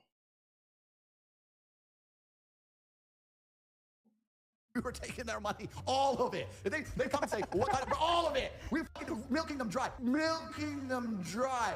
According to this now self-proclaimed Muslim man, his aroused male customers thought they were speaking to these women on the screen, but in reality, they were speaking to a 6'3" bald man who, by his own admission, was trying to milk them dry. They're people without morals. And if you have no morality on a long enough time scale, God will teach you a lesson. They're fucking morally bankrupt individuals. They're just Bro, I'm telling you what he be thinking about his own fans. sitting there typing, and I'd type 16, 17 hours a day. But I put 3 grand a day, 4 grand a day. So that became my new life, right? I went from kickboxer to fucking pretend girl on the internet. Hey, yo, trust. This the kidnappers again, man. Man, stop saying that shit over the phone. Damn. I can't say shit, can I? Life, right? I went from kickboxer to fucking pretend girl on the internet. Hey, yo, that's crazy. I was gonna let it slide, but that was just a little bit. The thing about it is he knew it himself. So now that we've exactly established the fact that he was scamming almost everyone involved with this webcam company from the Romanian government. Oh yeah, use the Lord name in vain, see what happens.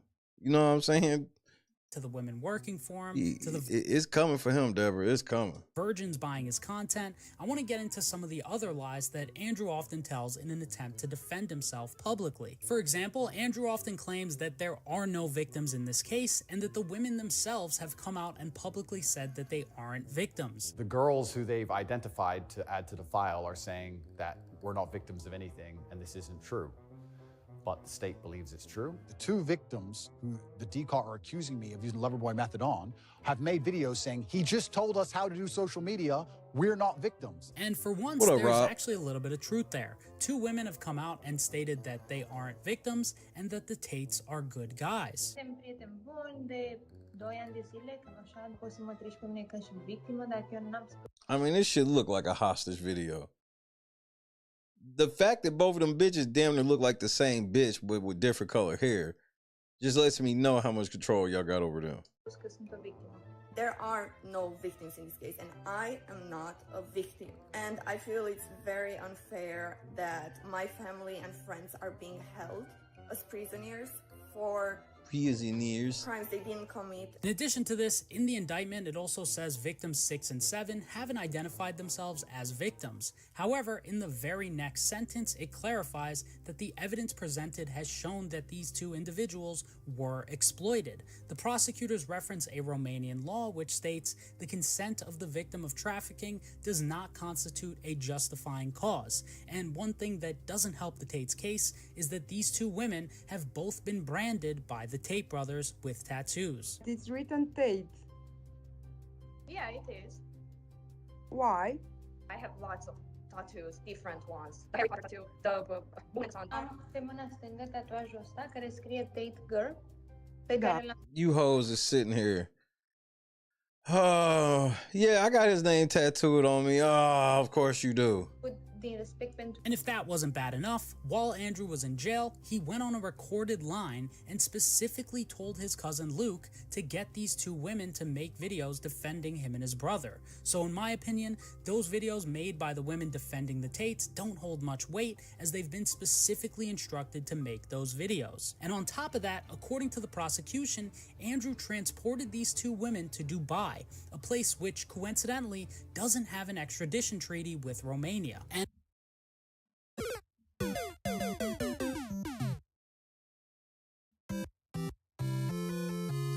I mean, this nigga's a full-on international criminal.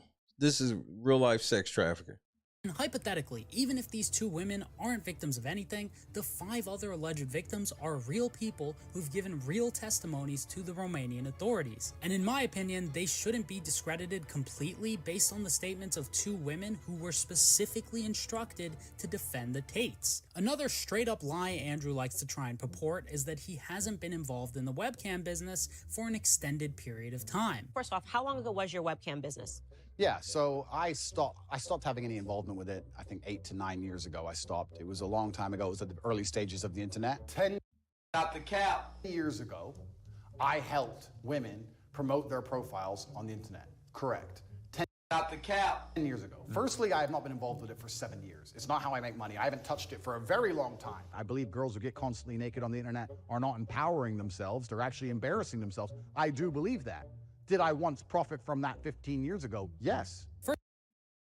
Not the cap. First of all, this guy needs to get his damn story straight. I mean, this nigga's all over the place. 9, 5 10, years, 10 years, 15 years. 10 or 15 years ago. It's none of them. Reason why he can't remember exactly how long ago it was is because he's lying every single time. Here's a tweet from 2020 where he explicitly says, "Me and my 8 girls." During the lockdown, men visited cam girls out of boredom. As lockdown ends, they can't resist the girls they fallen in love with. Inside of the 4 months, incomes have doubled. Me and my 8 girls counted over 1 million this month. Learn. CobraTate.com. Counted over $1 million this month in webcam revenue. Here's another one from 2020 where he says, "I own a webcam studio. It's no secret. I've never tried to hide it." I don't know how much more clear you can possibly be than that, but here's Andrew admitting that he scaled his webcam business back up during the pandemic. Corona came, it was locked down, my casinos were closed, so I lost an income. I was making $500,000 a month from casinos. That closed because they're physical locations in Romania. And I thought, well, everyone's at home bored. Let me get the webcam going again. So I got 20 more girls online. We scaled that back up to $300,000 or $400,000 a month. So I got back into the game hard. These guys are genuinely psychotic when it comes to the like real shit lies that they tell on video. Tristan was still receiving income from webcam sites in August of 2022, which was just 4 months before their arrest. So there's no way. How the difference gonna be 4 months or 10 years? 4 months or 10 years, nigga? No, it was 10 years ago. Well, this paper right here says 4 months ago.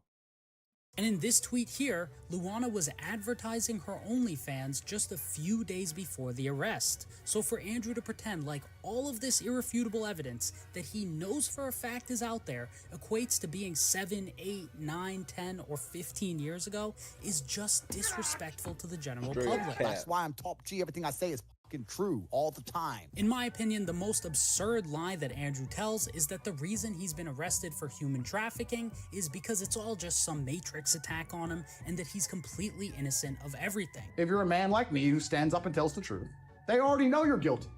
So they're like, oh, okay, he's guilty of something. Teach him a lesson.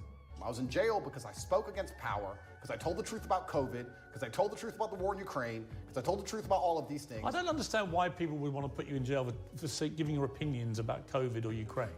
Why would they? Why wouldn't they? It's insane to me that Andrew thinks he can look a 60-year-old man directly in the eyes and tell him that he's been charged with human trafficking because of his personal opinions on COVID and Ukraine. His opinions on either of those two issues are not in any way groundbreaking, and opinions are not even close to the reason why he went to jail. Andrew got his home raided in April of 2022 because of a report to the Romanian police about the unlawful deprivation of liberty involving victim 1 and others, which then led 5 others to further investigations into more serious offenses. April of 2022 was months before Andrew even became famous in the summer of 2022. So that fact alone discredits the Matrix narrative 100%. And by the way, there's no fucking Matrix. Okay, the Matrix is get me this, get me that.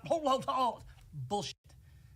Your own words, your own actions is what's putting you where you are. You would have thought the alpha male self-help guru would actually take some accountability for his own actions, but instead, he just chooses to deflect all of his personal problems onto a group of people that he's too scared to even define publicly. I don't really want to talk too much in depth about who I think they are, because I'm trying to stay alive and I would never kill myself. Who's they? Who's the bad guy? Well, instead of saying who, what I will start by saying is what they do. What is the Matrix? The Matrix are a bunch of people who can come up with studies from the sky to say anything they... I don't understand. Got to do with anything.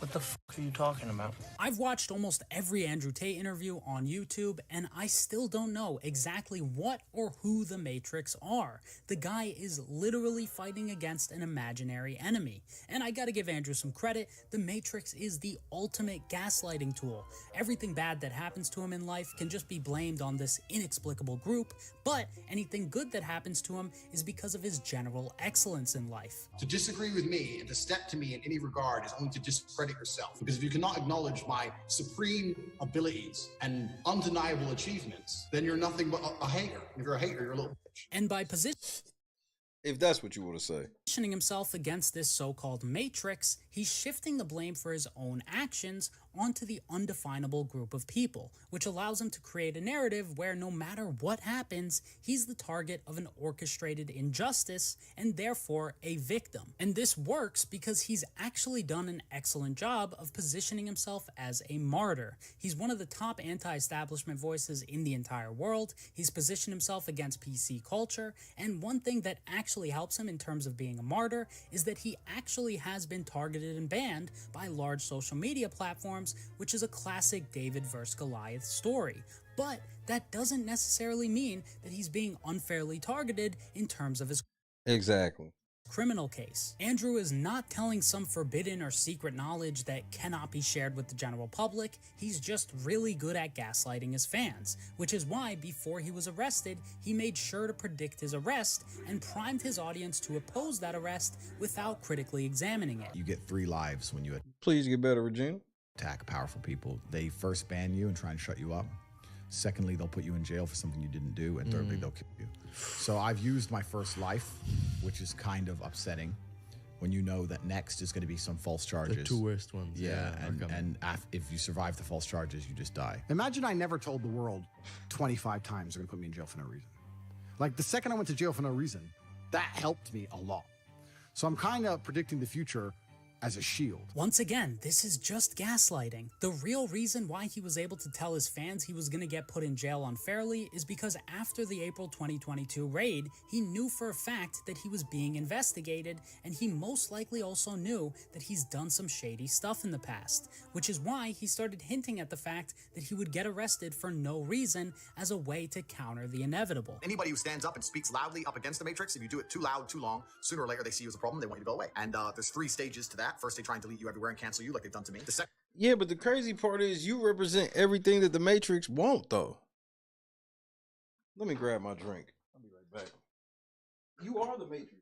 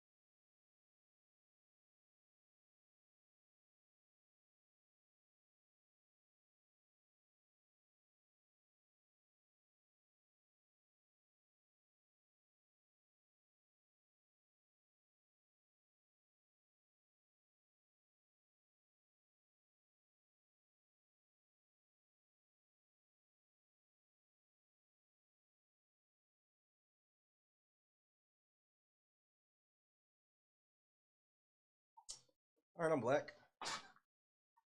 All right, come on, bitch. Keep going.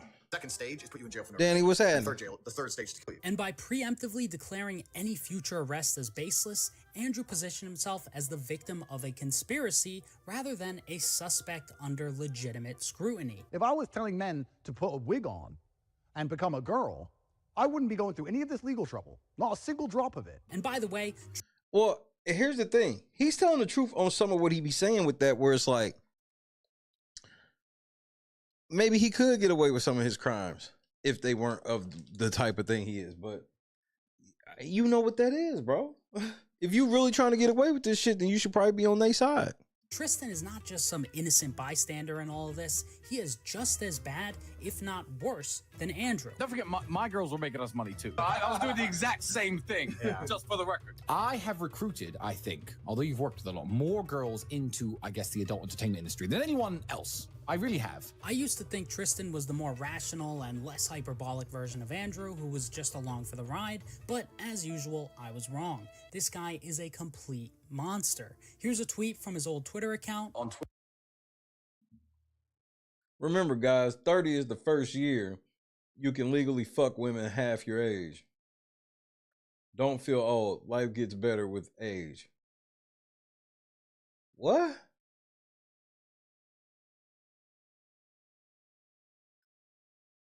What?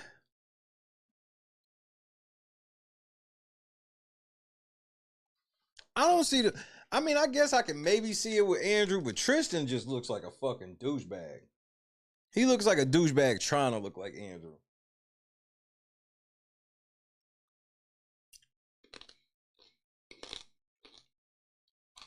Scott, what's going on?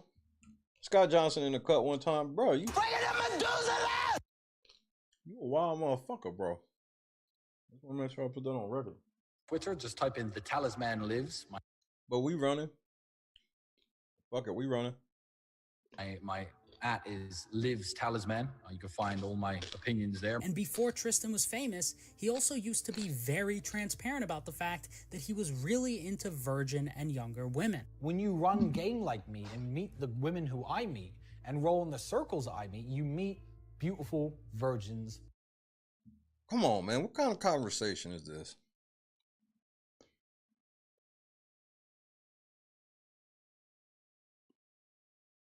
I didn't have these conversations with my boys. I don't ever remember having these conversations with my boys talking about like virgins.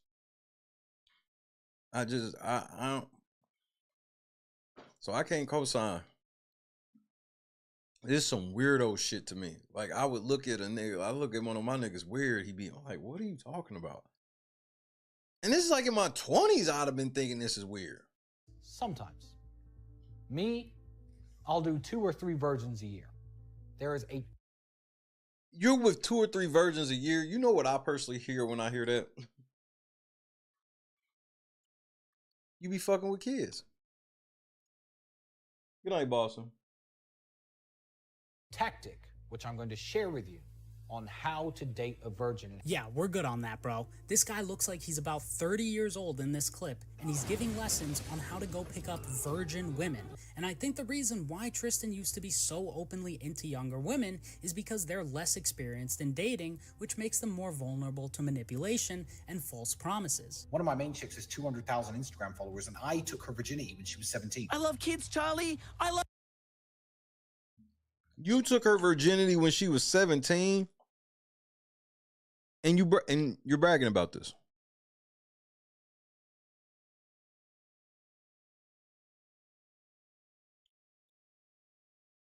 You're proud of this.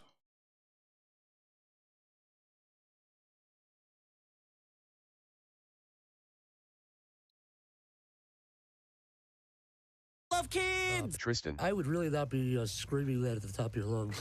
That's legal, by the way, here. I don't know if it's 18 in your crazy country. And the fact that Tristan would target younger women has been confirmed in the indictment as well. There's a text message exchange between Tristan and Luana from 2021, which reads, "She's good for OnlyFans. You won't teach her TikTok. She's desperate for money. Good. It's good that she's young. We can control her for a while. Yes/okay. I'll work on her." Again, it can't be that much more clear, but it's not just young women that Tristan treats poorly. Let's take a look at how Tristan treats a woman who literally gave birth to his child. In the indictment, it outlines how the child's caregiver was specifically instructed to not take care of the child if Abigail, the mother of one of Tristan's children, didn't make content for OnlyFans. I mean, this is some shameful shit. I'm losing my motherfucking mind, man. Bitch, are you for real? That's fucking haram. That's a I don't even fucking have words for that nigga. And that's supposed to be his kid. He's like, he told the maid or whatever, don't take care of the fucking kid if she don't do OnlyFans. What? That's disgusting. Now, this could potentially not be 100% true as it's based on a witness testimony, but if I had to bet on it, I'd probably say it's true given the fact that Tristan has a track record of weaponizing his status as the financial provider in relationships against the mothers of his children. I had to, and this is actually good, I wouldn't, I guess, admit this on a live, but I had to downgrade one of the mothers of my kids from the house she was living in. I needed her to understand that you do not fuck with me. And she was living in a 4-bedroom rented house, and I was paying the rent and all the bills, I pay everything. I said, okay, you know what? You want to fuck with me in that way? That's cool. You have 30 days to get out of that house. Here's your new apartment, 2-bedroom. Well, what do you mean? Now your child doesn't have a garden to play in. Well, that's your fault. That is not my fault. Take it to the fucking park. At a certain point, Wowzers. I think it's fair to say that these guys are just truly despicable human beings. No matter what happened with the mother, there's no good reason that the mother's behavior should be making the life of his own child worse. But what somehow does get worse is Tristan's behavior. In the indictment, they mention an audio message that Tristan sent in 2020 where he says, "Primarily, I'm going to work these BES like slaves. I'm going..." You're watching When Keeping It Real Goes Wrong. Fellas, if you ever got court papers where they caught you saying, primarily, I'm going to work these bitches like slaves, you're going to go sit down for a while. "To change blank and make them work more hours, and hours, I work them like slaves. No, work like slaves, minimum 10 or 12 hours a day." And Tristan's way of defending this absolutely indefensible statement was to say this. I work these bitches like slaves. Slave work, minimum 10. You see the smile on his face? I told you, you got to go watch both these interviews. To say this. I work these bitches like slaves. Slave work, minimum. I work these bitches like slaves.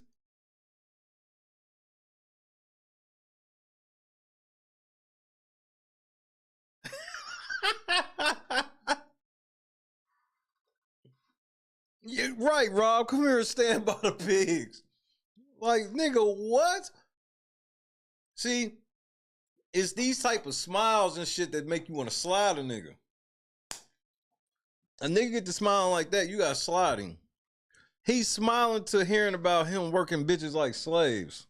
Statement was to say this. I work these bitches like slaves. Slave work, minimum 10 or 12 hours a day. That is not true at all. Bruh. So you never said that? They got this nigga caught on tape saying this. No. Well, you said it sarcastically. No, I didn't say it sarcastically at all. That is about my ex-girlfriend cleaning my house. Looks like lying runs in the family because Andrew and Tristan also spew the exact same garbage regarding their criminal case. The old webcam studio and the current investigation have zero strings in between them. Bold-faced lie. The word webcam is mentioned 75 times in the indictment. The webcam business could not be more relevant to this investigation. Pages 266 and 267 are filled with listings of different webcam sites and the exact accounts that the Tates were in control of. Not those are all accounts, all like websites. Hell no. And the reason why these webcam sites and accounts are listed is because they're relevant to the investigation, as they show the Tates' extensive involvement in promoting and managing women on these platforms. So as we can clearly tell, Tristan is an extremely honest man who is completely innocent of everything that he's being accused of. As the great philosopher Liam once said, Tristan is an amazing role model for young men. And on top of that, he's handsome as hell. Automatically hate on all handsome niggas. I'm gonna keep it a bean. Like, you feel me? Like, cause I'm a little bit, but I don't fuck with niggas that's objectively handsome. Like, wow. Like, and he tall, bro. And just to make this clear, Andrew and Tristan should be assumed innocent until proven guilty by the court, just like everyone else. Right. But in this specific case, the evidence has been shared with the general public, and it's not looking good, Bev. It's not looking good. I obviously can't cover all 300 pages in this one video, but to put this case into perspective, in response to one of Andrew's appeals, the prosecutor himself said this, which essentially says that Andrew is not only involved in human trafficking, but has also studied it and then taught others how to traffic women. It says, Andrew Tate is not just a defendant who committed the crime of human trafficking. In the opinion of the prosecutor, he is equally a theoretician of the crime of human trafficking, who disseminates through social networks his primitive conceptions regarding how they can be exploited, women having tens of thousands of followers. At the same time, he publicly stated that Romania has authorities that are so easy to corrupt and the laws are very permissive. Considering these aspects, that the lack of a firm response from the judicial bodies to the acts committed by the defendants would constitute an encouragement for these defendants and other persons to commit or continue to commit such acts, especially in Romania. They trying to make a motherfucking nigga. They trying to make an example out of you, homeboy. On Floyd was social media, had. and he just so happens to have moved to a country where he thought it'd be easier to get away with certain crimes. The prosecutor also says that if the Tates aren't prosecuted, it'll encourage others to commit similar crimes in Romania. And this is coming directly from one of the people who knows this case the best in the entire world. And while I'm definitely not a Romanian lawyer, I will say this: anyone who says the Tates are 100% innocent of any sort of wrongdoing is either irrationally biased or just hasn't looked into the case enough. Even if you're the Like, if you just look at the basic shit of it, it's a wrap. biggest Andrew Tate fan in the entire world, I think it is almost impossible to review most of the evidence in this case, in addition to all of the other cases and accusations, and still think that the Tates have done absolutely nothing wrong. This case against them is strong. It's not all just pulled out of thin air. I actually got a parking ticket last week. That was just the Matrix trying to attack me. But in the Tates case, there is lots of documentation. They have thousands of pages of evidence. There's 12,000 pages of it. There's 12,000 pages. Well, it doesn't matter. They have access to all of the CCTV footage in and out. Like, bro, they got this nigga, like, he's going to go sit down. He's going to go sit down outside the Tates' home, and on top of that, there is hours and hours of footage out there of the Tates admitting to similar crimes that they're now being charged with. So if you let the girl be in charge of her own phone contact with members who like her, you are setting yourself up to get scammed. All she has to do is type a sort code and account number to a member, and that has happened to me before. I went to the room, smashed the room up, told her I knew what she did. She sent me all the money, but that has happened to me before. And lastly, laws aside, the way that they're defending... Hold on, man. What did this shit say?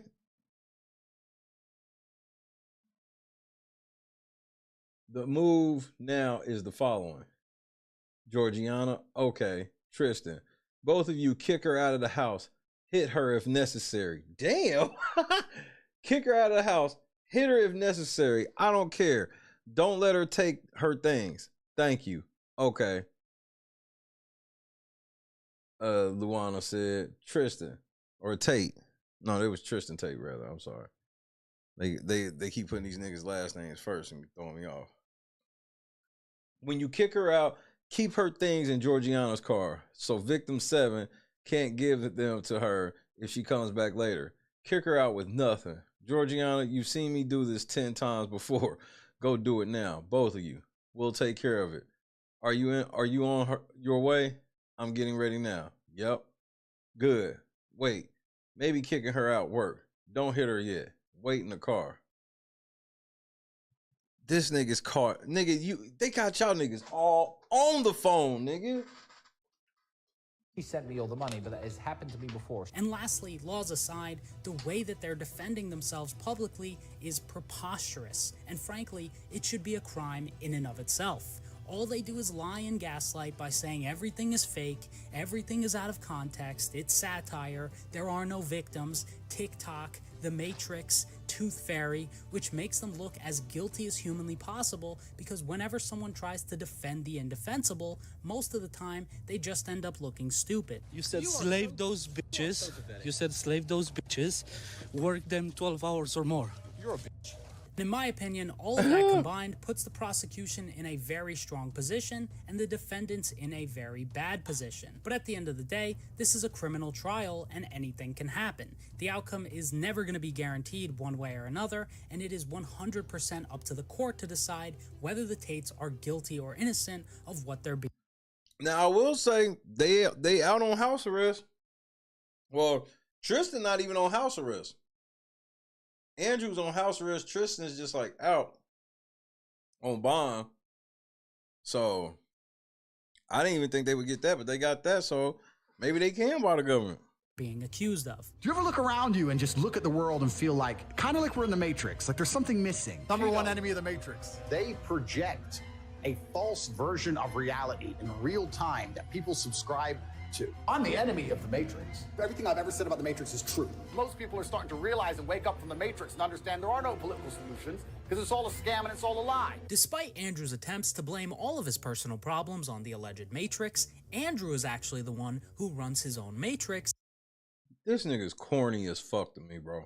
Behind closed doors. And the reason I call it the Matrix is because a false reality is being projected onto humanity, and they do that by controlling narrative. Andrew's #1 way of controlling narratives is through disinformation. And the main thing that allows him to spread disinformation on a mass scale is the fact that he generally only does softball interviews with partisan Not this niggas with Alex Jones. I'm done. acts like Landis Owens, Tucker Carlson, and Patrick Griff David, who are all somehow viewed by many as serious political commentators. And I mention these three specifically because in all of their interviews with Andrew, what they do is intentionally stay ignorant about the actual facts of the case, and they just take Andrew at his word and barely challenge him, which allows him to spread disinformation to every single viewer. So what are you charged with? That's a really good question. I'm charged with being the head of an organized criminal group, which is in charge of recruiting girls to make TikTok videos to steal the money from the TikTok views. Recruiting girls to make TikTok videos and stealing the money. And Tucker Carlson, you telling me you didn't read this shit at all before talking to this nigga? So it's really a financial crime? Even just asking that question shows how negligent Tucker was about researching the case. And what makes this negligence inexcusable is the fact that Tucker literally took a 12-hour flight to Romania to do that interview. So he could have just done an hour or two of research while he was sitting on a plane by himself, ripping zins and watching Trump speeches. I'm a guy, I'll tell you right now, this is what I do. I don't do research.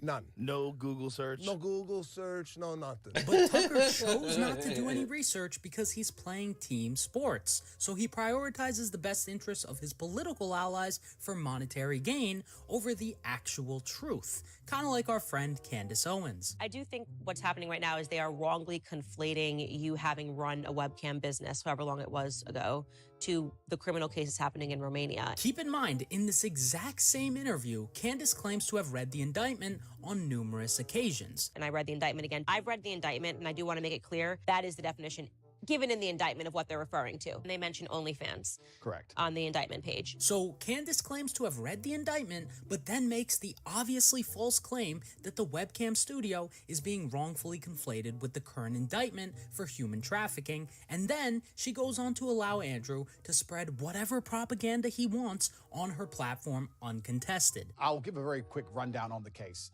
Everything from these old videos, old clips, my webcam company, things that happened 10 years ago have absolutely nothing to do with the criminal case. Absolutely zero. Anything you see from before 2021 has nothing to do with the case. No. I'm petty. Not the cap. Not slick.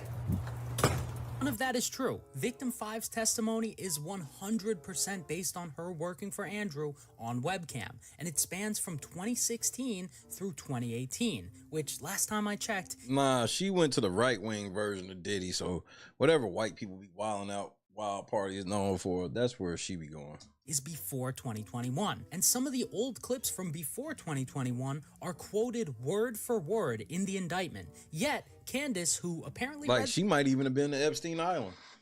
The indictment says that these blatant lies are correct. So Candace either lied about reading the indictment on numerous occasions in order to make it seem like she actually did research, or she is lying on purpose to cover for Andrew because it helps her grift. She's lying on purpose because the reason she know Andrew Tate is because her husband is really cool with Andrew. So there it is. If you know, I got my wife to do an interview with somebody who's really cool with, like, she's not gonna sandbag them. To her highly intelligent fan base. You know who's really slashing the woke army? Who? Candace Owens. Correct. I'm just saying, I've seen some clips of her with the saber. Another great example of Andrew engaging and spreading disinformation is when he faked having lung cancer in March of 2023 for what I would assume was an attempt to flee the country for medical care. What happened was Andrew and his team intentionally leaked medical records claiming that he had lung cancer. Here's Andrew's close friend and doppelganger, Sterling Cooper, confirming in writing that Andrew has cancer. Here's Andrew's other friend and other doppelganger, the sartorial shooter, also confirming that Andrew has cancer. He even specifically says, "I was the one driving with him to and from the hospitals in Dubai." And in Andrew's interview with Patrick Bet David, Andrew was asked point blank about when he allegedly got lung cancer in jail. What about these stories that came out that you've got cancer and lung cancer and then you were poisoned and these matrix attacks? Yeah, so are you planting these stories? No. Are they making these things No, up? so the cancer thing is interesting.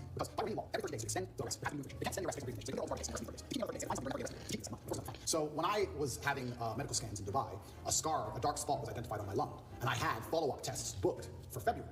So after the first 30 days, I called up my PA, and she said, "Are you coming to Dubai?" I said, "Well, yeah, if they let me go, at the end of these 30 days, I'll come to Dubai for my medical tests." They took that conversation and shown it and used it in court, saying I'm trying to flee the country and trying to escape the judicial system as motivation for the second month's arrest, and the judge agreed and locked me in jail because I said I would go to a medical appointment if I was free. If the two interviewers had done even an ounce of research prior to this interview, they would have known That's The thing is, they probably did. not true. That's not what happened. Although I'm not a doctor, these documents clearly state that he had a suspicious lesion that could have possibly been cancer, not that he has cancer. Yet, two close associates of Andrew's said that it was definitively cancer on the exact same day, proving that this was a coordinated lie that they spread. And just 2 days later, Andrew tweeted, "I do not have lung cancer, so which one is it?" In my opinion, this proves that this cancer story was intentionally spread disinformation that they later had to walk back because it didn't work in terms of allowing Andrew to leave Romania. So while I definitely don't expect anyone to do dozens of hours of research just to have a conversation with Andrew, if you're going to LARP as a political commentator who's doing a serious interview with him, This is ridiculous. maybe just an hour or two on the way over would be sufficient. Otherwise, you're choosing to take part in Andrew's disinformation campaign for monetary gain. And I think it's safe to say that Tucker, Candace, and PBD have all made tons of money by allowing Andrew to deliberately spread disinformation on their platforms. I think a lot of men live in a world now today Surprise, surprise. You know what I mean? where they have to lie. You think? In fact, I would basically guarantee that 99% of men are lying at least 80% of the time. If you're Andrew, it's more like 100% of the time, because this man will do and say just about anything in order to manipulate the minds of his followers and try and escape justice. For example, in December of 2023, Andrew tried to use his dying grandmother as a reason to flee Romania. As you can see here from this bounty that they put out in the real world, they were offering money to the 20 people who made the most viewed videos under the specific instructions that were provided. And this bounty actually worked. Back in December of 2023, I remember seeing one of these videos. Andrew Tate's grandmother is seriously ill and dying. Let me just fucking gross. Explain. Due to her illness, she is unable to travel. Her last wish is to see the Tate brothers one last time. However, the American embassy is holding them back from visiting America, even though Andrew and Tristan are American citizens. Why is America not letting this happen? Are they so cruel that they will restrict a man from visiting his own family one last time? Comment to spread the news. By having their followers create these PR stunt videos on their behalf, the Tates were trying to influence public perception of the case and leverage diplomatic pressure against the American embassy to pressure them into helping the Tates leave Romania, which in my opinion is just silly because there's really not much the American government can do to help them. They've allegedly broken the laws in a foreign country, and the Romanians are investigating and enforcing their own laws, which they have every right to do, especially given Andrew and Tristan's blatant disrespect to them. Oh no, not a court in Romania. The internationally respected Romanian courts. What do you do? They're corruption-free, as we all know. Look at it, put me in jail? Put me in jail. You put me in jail, I'm gonna walk in there with a pile of money like Sound real hard on the phone, nephew. this. Guards. Boom, boom, boom, boom. If only the Romanian police took bribes. I mean, what a wonderful world that would be. Of course it's unjust. There's no justice in Romania, unfortunately. Andrew also claimed that his mother had a heart attack in another attempt to flee Romania. Well, I had a heart attack. Get the fuck up. What's wrong with you? Go hospital later. Have a drink. Cigarette, cup of coffee. Get back in the game. 44 million views, bro.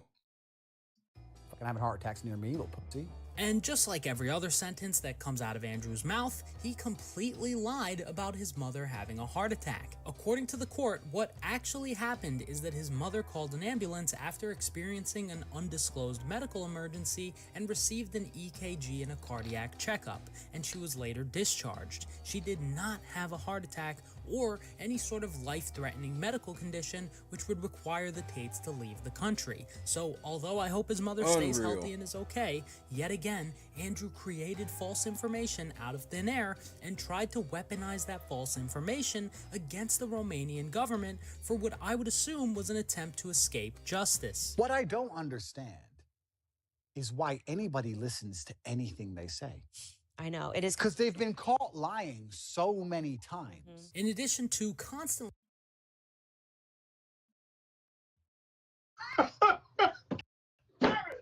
You can't make this shit up.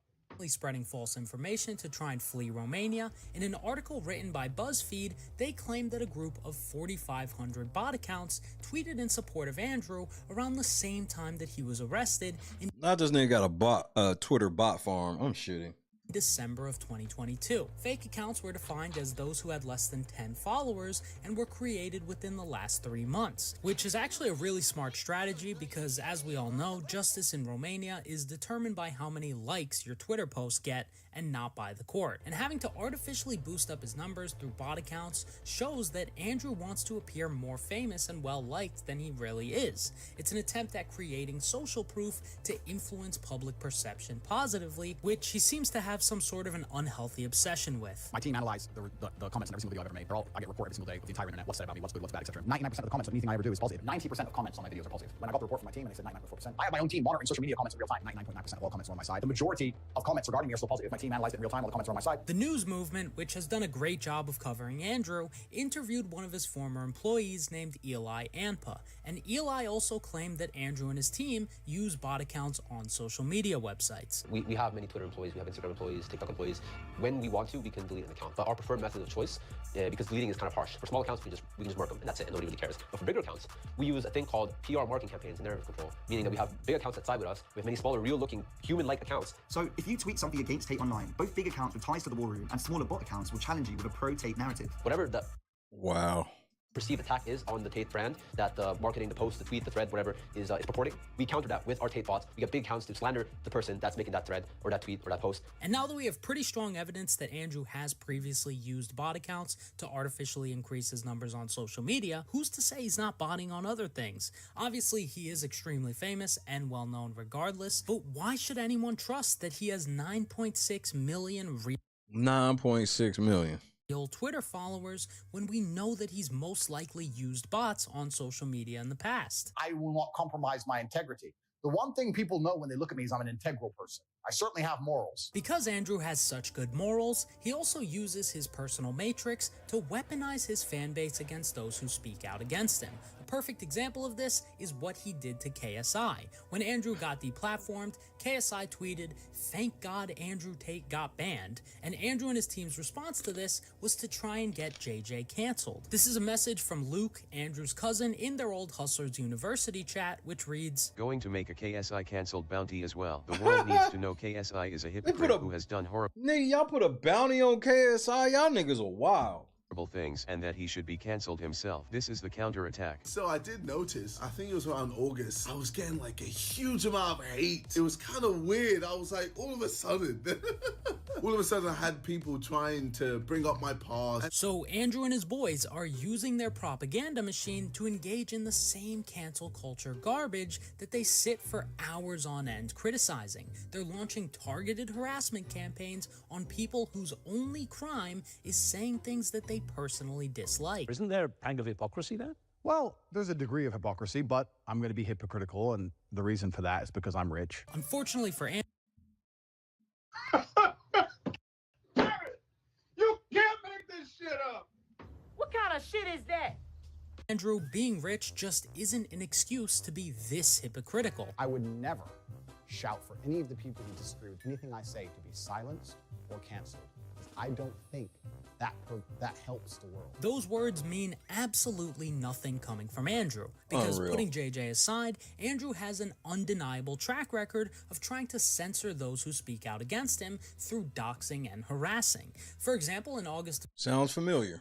of 2019, Andrew got into a Twitter argument with a man named Mike Stutchberry. Now, I'm not defending this guy at all. As you can see here, this person has tweeted 100 Nigga, 100,000 posts is fucking.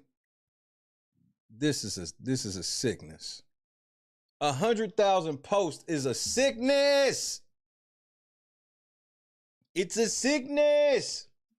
1,000 times, which is a mental illness. Andrew tweets all day, every day. He never stops, and he's tweeted about 13,000 times. So realistically, anything above that, you should be caged. Yet, this guy Mike has somehow managed to achieve 8 times that. But Andrew got so angry at this Twitter-addicted loser that he actually showed up at his house and posted. That's right, Andrew Tate is in front of the house of a nigga that trolled him on Twitter. This is y'all top G. This come across as small dick energy to me. Posted pictures of himself outside of Mike's home. So he started running his mouth to me on Twitter because he didn't like me telling the truth about the world, telling me I'm misogynist and all this shit, and just running his mouth to me. And by absolute freak coincidence, I didn't even try. Someone's like, You lucky he ain't shoot your bitch ass. you know he lives in Luton, right? I was like, no. Which is where you were from. He's like, yeah, he lives in Luton. I was like, and now I was going back to London, so I just bought a new house. You only pulled that shit on a liberal lefty nigga. You would have never pulled that shit on no nigga that had that thing on him. Nigga that had that fire. You'd have never pulled that shit. Martin Van Chess. You know, one of them things. You know, you leave Romania on the jet, you go, you pick up your new Aston, what's the first place you're gonna go? And I was like, you know what? By coincidence, he just wrote some more shit. Oh, hey, misogynist, feminist, feminist. I was like, fuck you. So I drove to his house, but I went and knocked on his door. And he had a full mental breakdown. Oh, he had a full mental breakdown. Keep in mind, this isn't even someone Andrew knew or had some sort of personal beef with. Andrew just showed up at this nerd's house and doxed him with malicious intent, and Mike actually had to move because Andrew doxed him. He actually moved house because of me. He did? Yeah, he left. What?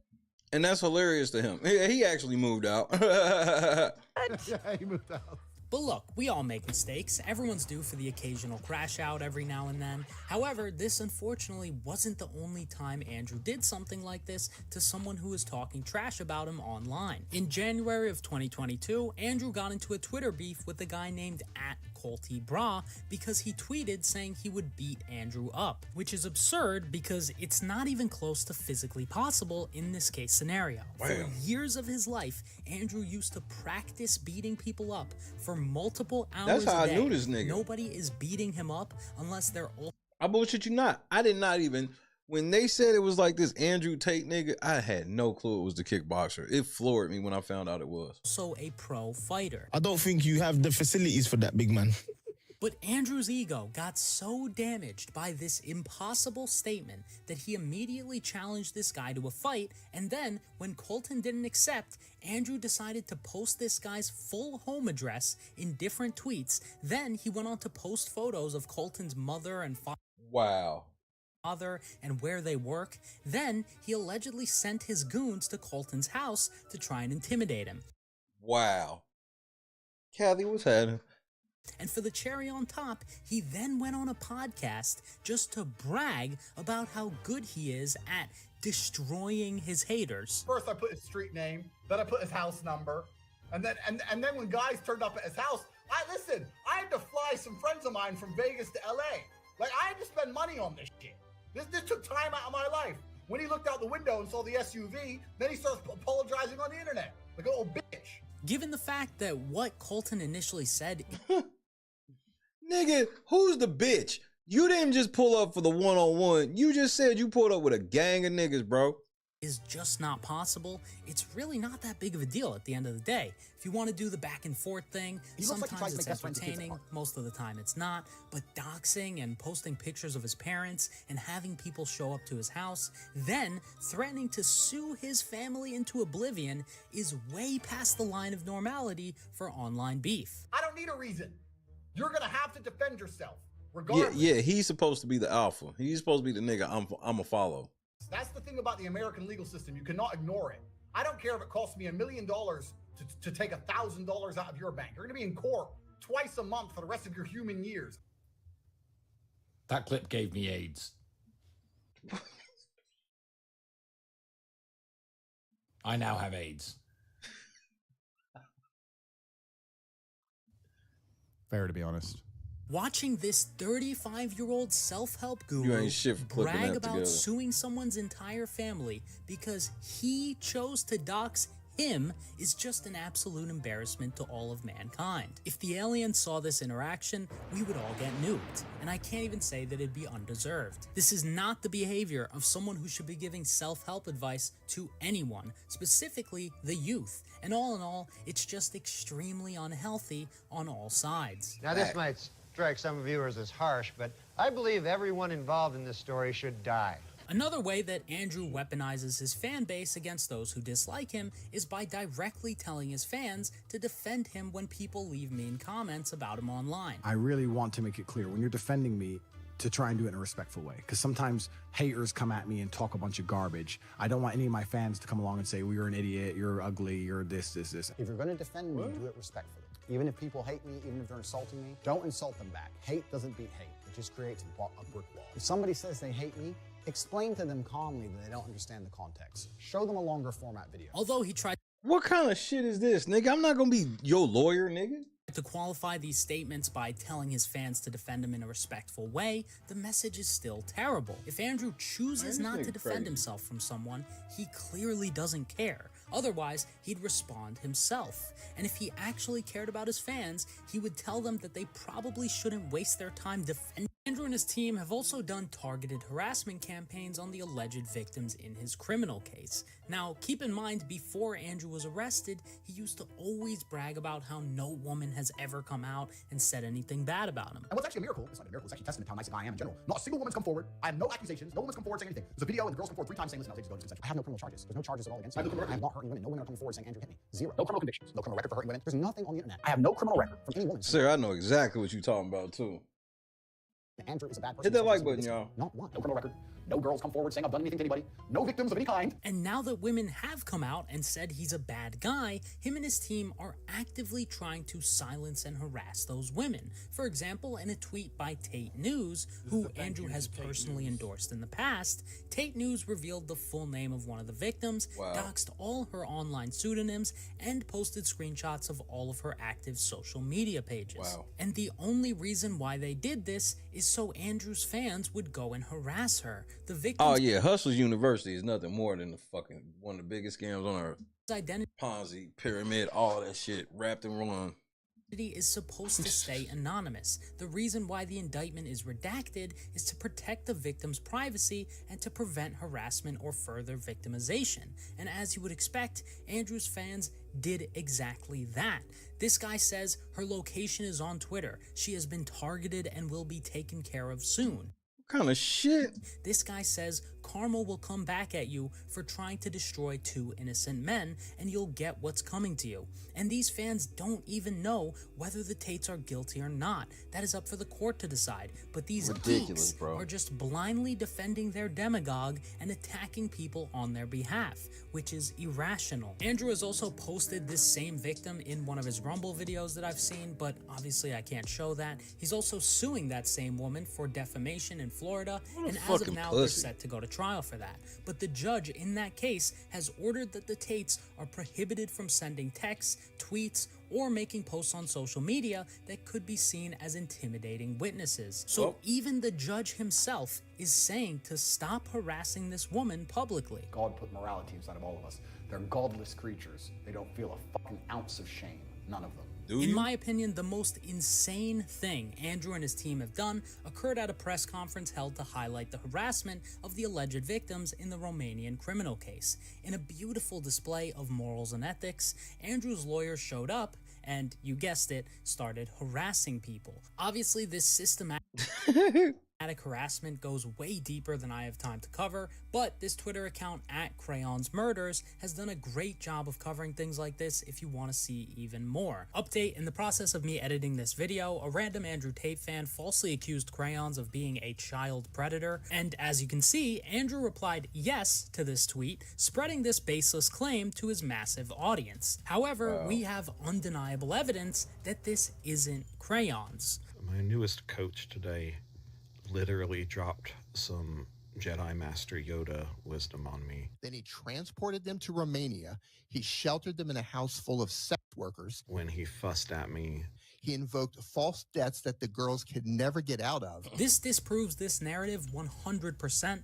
as the two people in question sound nothing alike. Andrew later replied to this tweet claiming that Crayons works for an NGO, and once again provided no evidence to back that up either. What Andrew is trying to do here is systematically discredit his critics through lies, and I know that based on his Where have I heard this before?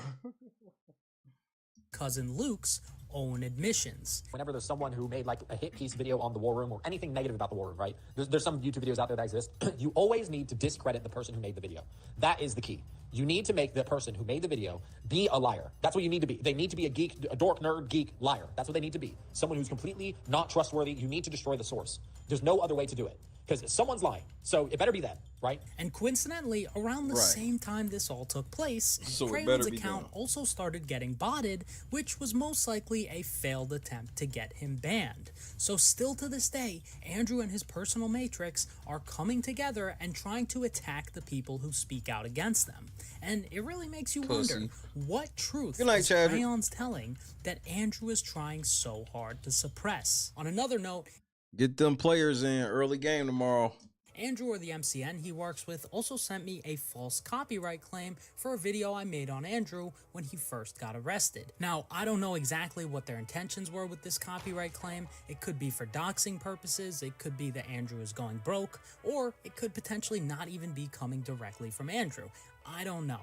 But if Andrew has anything to do with this copyright claim, that is just rich, given the fact that he often pretends to advocate for free speech. We need free speech. Free speech allows different ideas, and I'm not going to sit here and say that, you know, everything I say is all the people on my side are completely right, all the people on the other side are completely right. The truth is usually somewhere in the middle, but if you delete one side of the argument, you never get the truth. Yeah, that's why it's so important. I agree with him 100%. We need free speech, but I also think that anyone who disagrees with my subjective opinions should be harassed, doxed, and canceled. Andrew really is the best type of free speech advocate. On one hand, he gets all the credit for supporting free speech from the more gullible Republicans who will believe just about anything if it fits their political agenda. Michelle Obama has a giant But on the other hand, he's also issuing false copyright claims on the people who make videos on him, or he's using his fans in coordinated attacks, or he's showing up to their houses or press conferences, or he's doxing them and their families. So whether or not Andrew sent me this false copyright claim personally, clearly there is a pattern of behavior here which is completely different from what he says publicly. I've read enough history books to know that the people who do the censoring are never the good guys. And they've been censoring a lot of arguments for a very long time in the name of good. They are weaponizing virtue, and it's always in the name of tyranny. Anybody who is out here trying to silence an entire side of an argument on any subject, whether it's COVID-19, immigration, anything else, they are the evil people who are out for absolute mind control. Who the fuck be listening to this nigga? The populace. Any of these fake accounts who constantly insult me and spread bullshit, they're also Dante, what's happening, cuz? going to be in court for defamation. Congratulations to the New York Yankees beating the Cleveland Guardians. Y'all should have kept y'all asses the Indians. In 10 years, when this is all over, and I've forgotten about it and moved on, all these people are going to be in court, struggling for their lives, paying legal bills, trying to defend themselves, or endlessly trying to defamate me because I've done nothing wrong. Nobody can save you but me, because I am the most perspicacious, compendious, top G, top striker. I've seen all of this coming. I've prepared for all of it. Nothing can happen on the planet that doesn't make me richer. You are poor. You cannot stop me. I'm that guy. You need my help. You have two choices. You either sell your soul to Tate and say, I accept Tate is all-knowing. Sell your soul to Tate? What the fuck? Yo, the devil's in full effect. I don't think that my money went the wrong way. I will list two choices. You either sell your soul to Tate and say, I accept Tate is all-knowing. I will listen to you inside of Paulson University. Please save me. Or you go back where you fucking started, Wagey. Someone has to fucking flip the burgers, dumbass. Andrew Tate is the greatest fake guru in the history of the world. Now, it's not like that's some sort of monumental achievement. It really doesn't take that much knowledge to be able to repurpose information and talk out of your ass for a living. It's called not knowing what you're talking about. I'm the king of it. I do it all the time. But I have to give some credit where credit is due. Andrew has taken the works of Dan Lok, Tai Lopez, Tony Robbins, Grant Cardone, and somehow managed to make it cooler. You need to change your mind. Scarcity is a mindset. You live in a scarce world. I live in a world of abundance. Do you see how much muscle I have, how many bitches, how much cash, supercars, living in a fucking mansion? Because I'm more like you. And you need to be more like me. Okay, I don't know about cooler, but he really did revolutionize the fake guru game. The only reason why anyone even knows who Andrew Tate is in the first place is because he is a fake guru. The reason why he tweets all day, every day, goes on other people's podcasts all the time, and makes videos on Rumble is because he's trying to sell courses. And to his credit, Andrew revolutionized online marketing in 2022. Essentially, what he did was sell his $50 a month course, The Real World, previously named Hustlers University, and his fans would post videos of him, and when someone signed up under their affiliate link, his fans would make commission for literally a pyramid scheme. Each new sign up.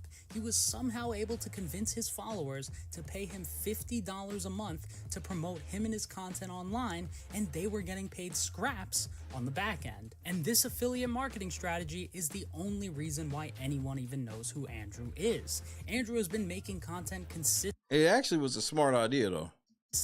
Since 2016, when he and his brother started a series called The Hateful Tates, but it never really took off, nor did Andrew's fame. The guy was a Z-list fake guru who would do and say just about anything for attention before he blew up. The only water I drink It is does not, Dante. sparkling water is for It rich does people. not. You know what? So many women say to me, "You're so Andrew. You know what? You're so rich, but you're smart, and you're actually very intelligent. And I know you get really bored of a robot." And I'm sitting there thinking, "Bitch, I wish to God you were a robot."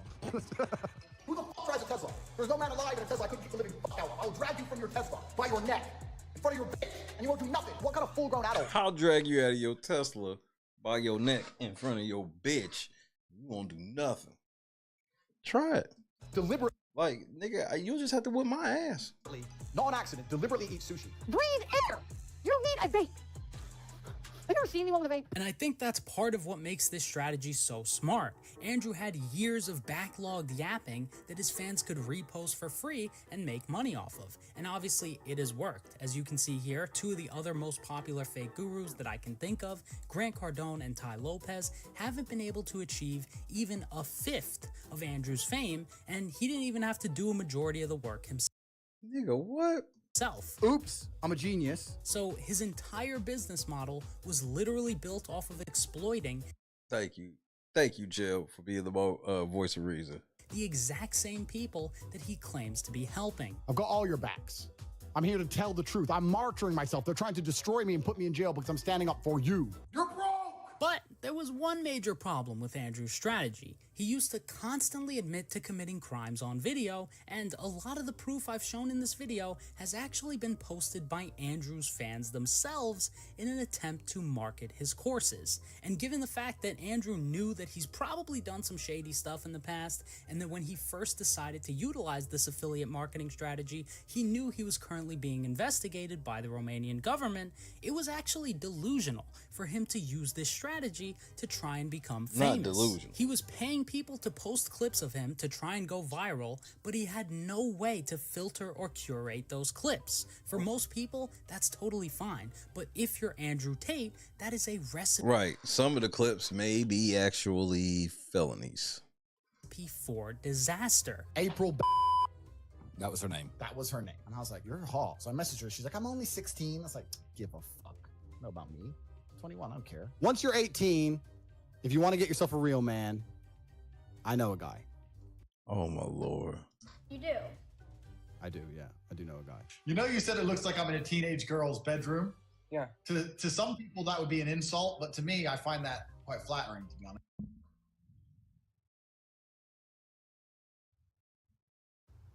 What was that? Room? Yeah. To some people, that would be an insult, but to me, it looks like I'm in a teenage girl's bedroom. Yeah. To some people, that would be an insult, but to me, I find that quite flattering, to be honest.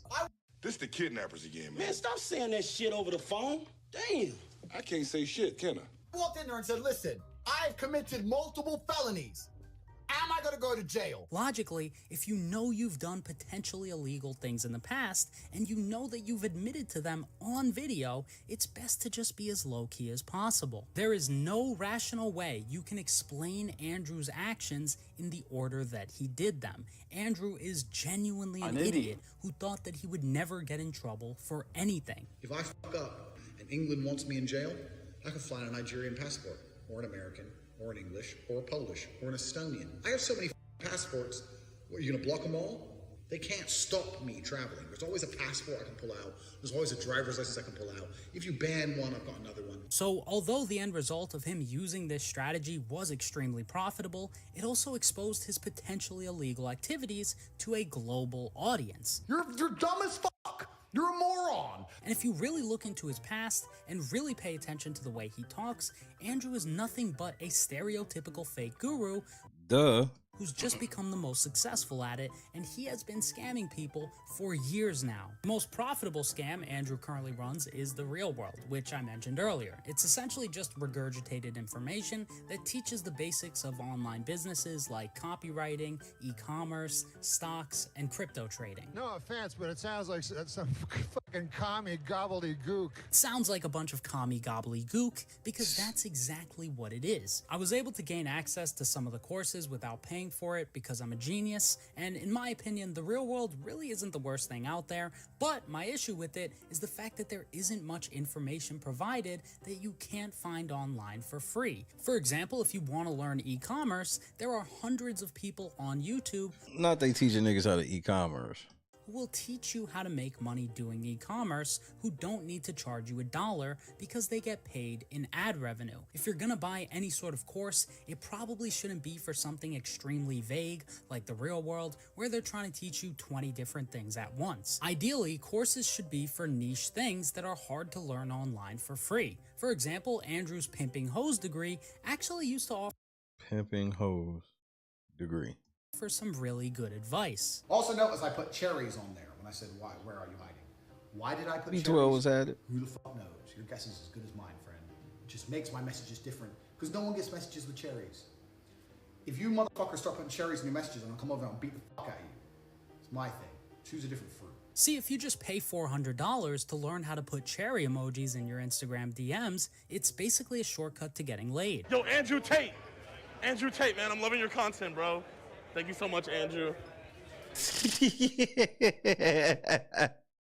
You're making me pull all the girls, bro. It's all thanks to you. Anyways, the target demographic for The Real World are young men who, ironically, haven't really entered into the real world yet. Andrew's handler, Iggy Semmelweis, aka Merle from Wizard 101, said himself on Twitter that their primary demographic is school-aged boys aged 12 through 18. Predatory as fuck. So they're aiming for people who are young, gullible, and still figuring life out. Hi Andrew, my name's Ryan, and I'm 12 years old, and I was Might be the other way around, Scott. King. wondering if I'm old enough to start making money with The Real World. Thanks, bye. And I don't Oh my lord. Oh my lord. don't have a bad thing to say about those kids, but I have a lot to say about Andrew, because the fact of the matter is, for most people, things like copywriting and e-commerce are not good strategies to make a lot of money. The real way to make money off of those things isn't by actually doing those things, it's to build an online brand which centers around self-improvement and find people who've been disenfranchised in one way or another and convince them that they need to buy this new course of yours if they want to become successful. A guy's sitting there right now watching this, and I got my last grand, dude, and I got Christmas coming. Should he spend it on this? Absolutely.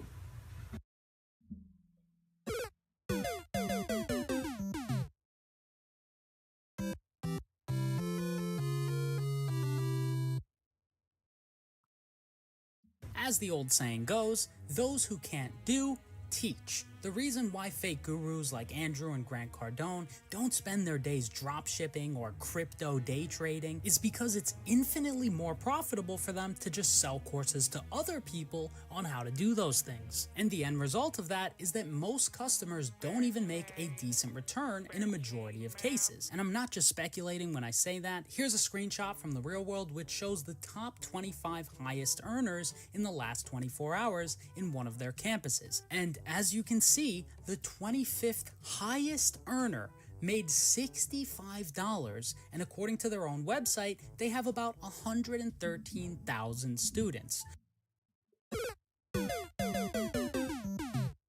That math ain't mathing.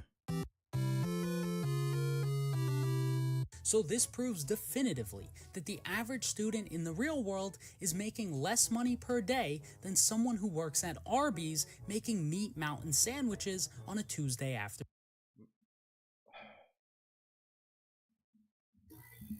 Pause.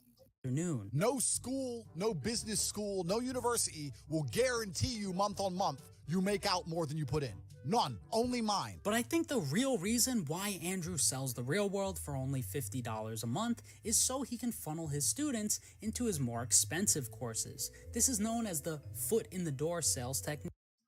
And this works because most people aren't making more than they're spending in the real world, so after Andrew gets their foot in the door, he capitalizes on their initial investment to sell them additional products so he can extract the most amount of money from each person. Bars. For example, Andrew just started selling something called The Council. So I'm sitting here at my table making very important decisions. That's what you do when you're in the highest echelons of masculine capability. You make very important decisions. And I've decided that I now want a council from the real world. Because as our power continues to grow, we're now reaching a point where we can move Earth. Dude, what the f? Why are you f***ing here, man? You're so old. Where's your wife? Go home to your family, dude. The council is... Who the fuck would want to be a part of this fucking council? This shit sound lame as fuck. Listen to this nigga. This shit sound lame as fuck to me. And some of y'all weak ass niggas be like, man, that shit sound cold. The council. So I'm sitting here at my table making very important decisions. That's what you do when you're in the highest echelons of masculine capability. You make very important decisions. And I've decided that I now want a council from the real world. Because as our power continues to grow, we're now reaching a point where we can move Earth. Dude, what are you talking about? What the f? Why are you f***ing here, like, what the man? fuck is this nigga talking about? Where's your wife? Go home to your family, dude.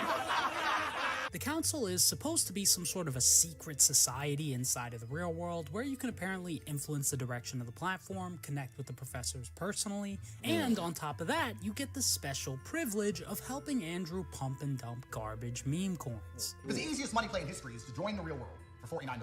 Get your tokens and wait for them to go up. So what I think we should do is, we should link the amount of tokens you get in an airdrop to your status within the real world. Members of the council will get the most. You can join the council via the courses tab. Andrew is charging $2,000 a year for this trash, and unfortunately, this isn't the only upsell. The guy has a scam for every budget. So he also sells something called the War Room for the low price of only $8,000. And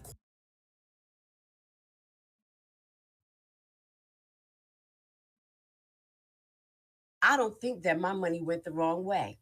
according to the website, the $8,000, nigga. War Room is a global network in which exemplars of individualism work to free the modern man from socially induced incarceration. Well, let's just say the knowledge of the words are too high for me right now, so I'm gonna just say no.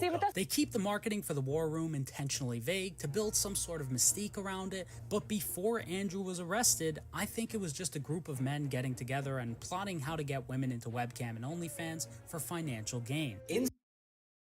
He was with us! Inside of the War Room, I teach what I know.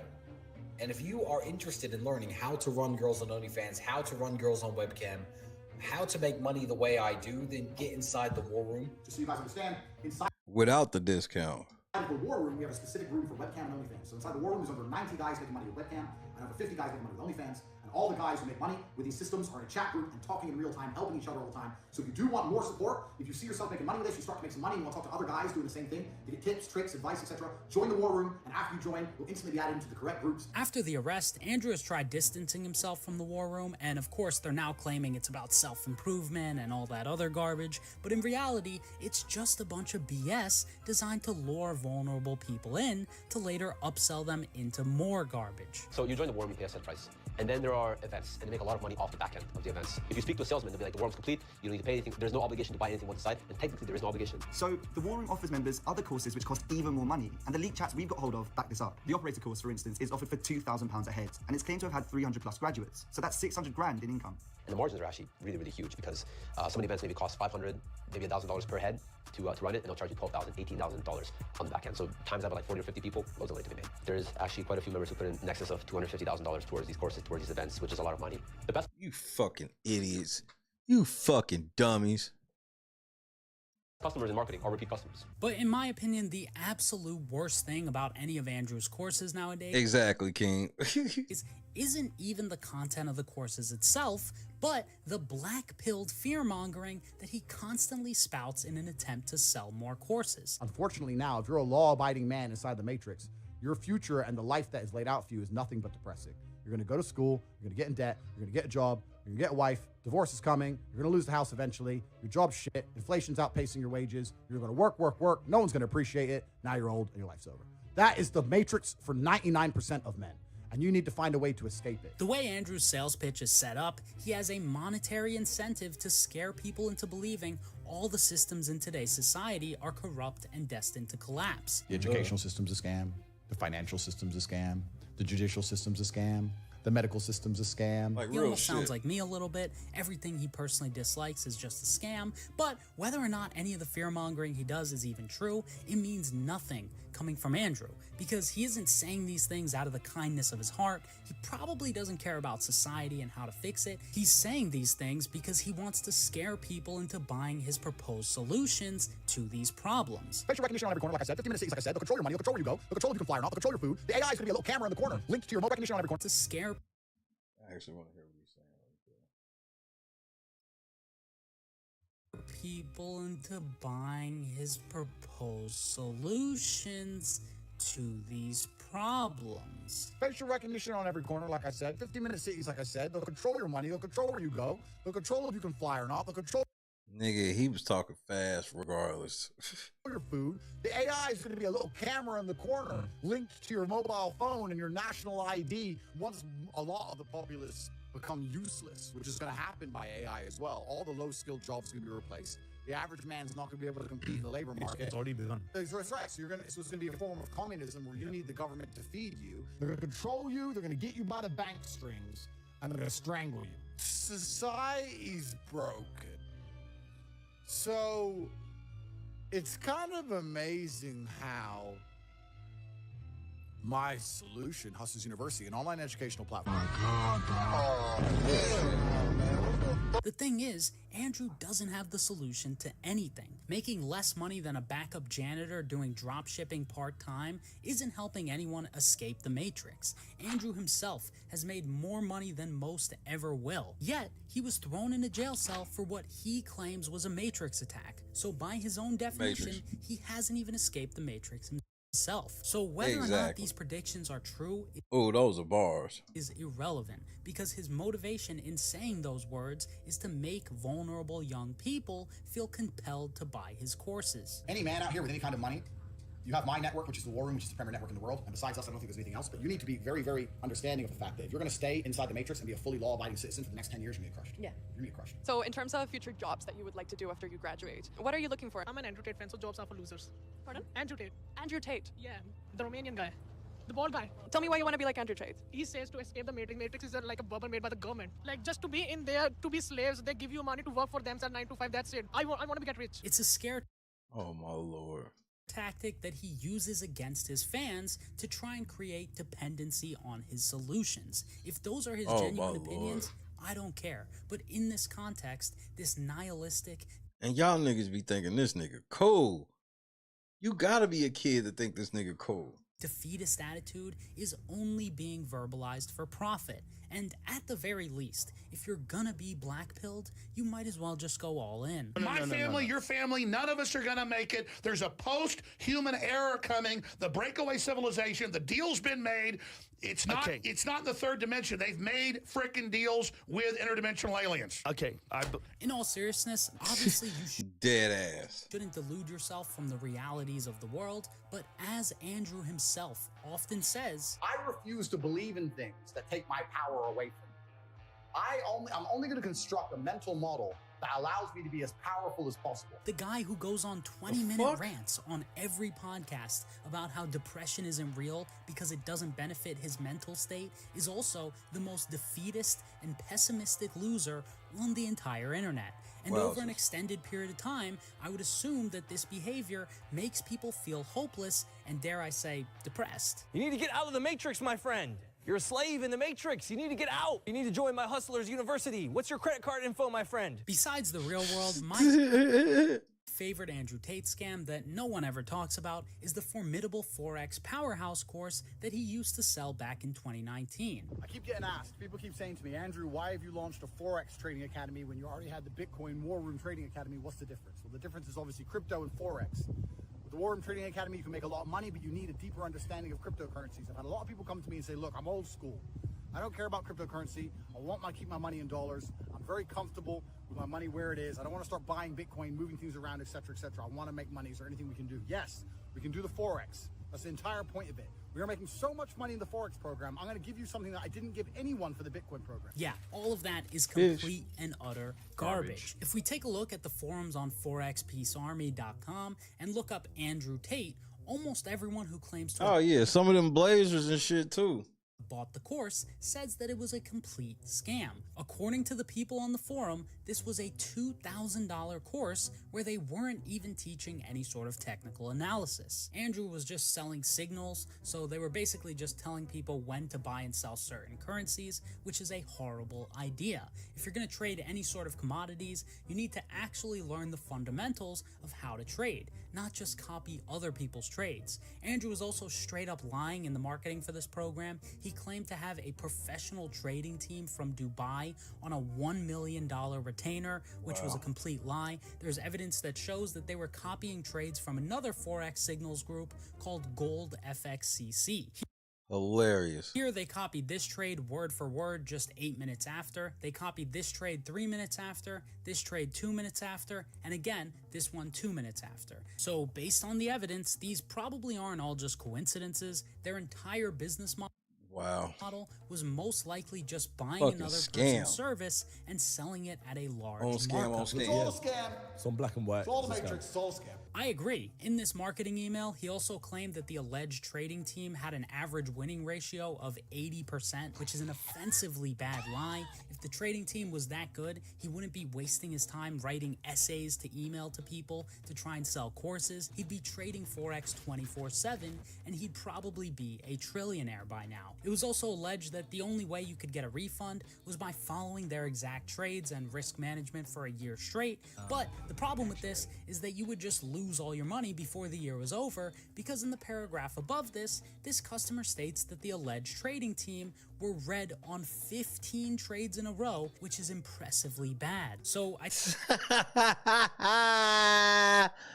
Not 15 straight L's, nigga. They was out here playing like the old ass Bucks, nigga. That's some old ass Detroit Lions shit. I think it's fair to say this Forex Trading Academy was just a straight up scam.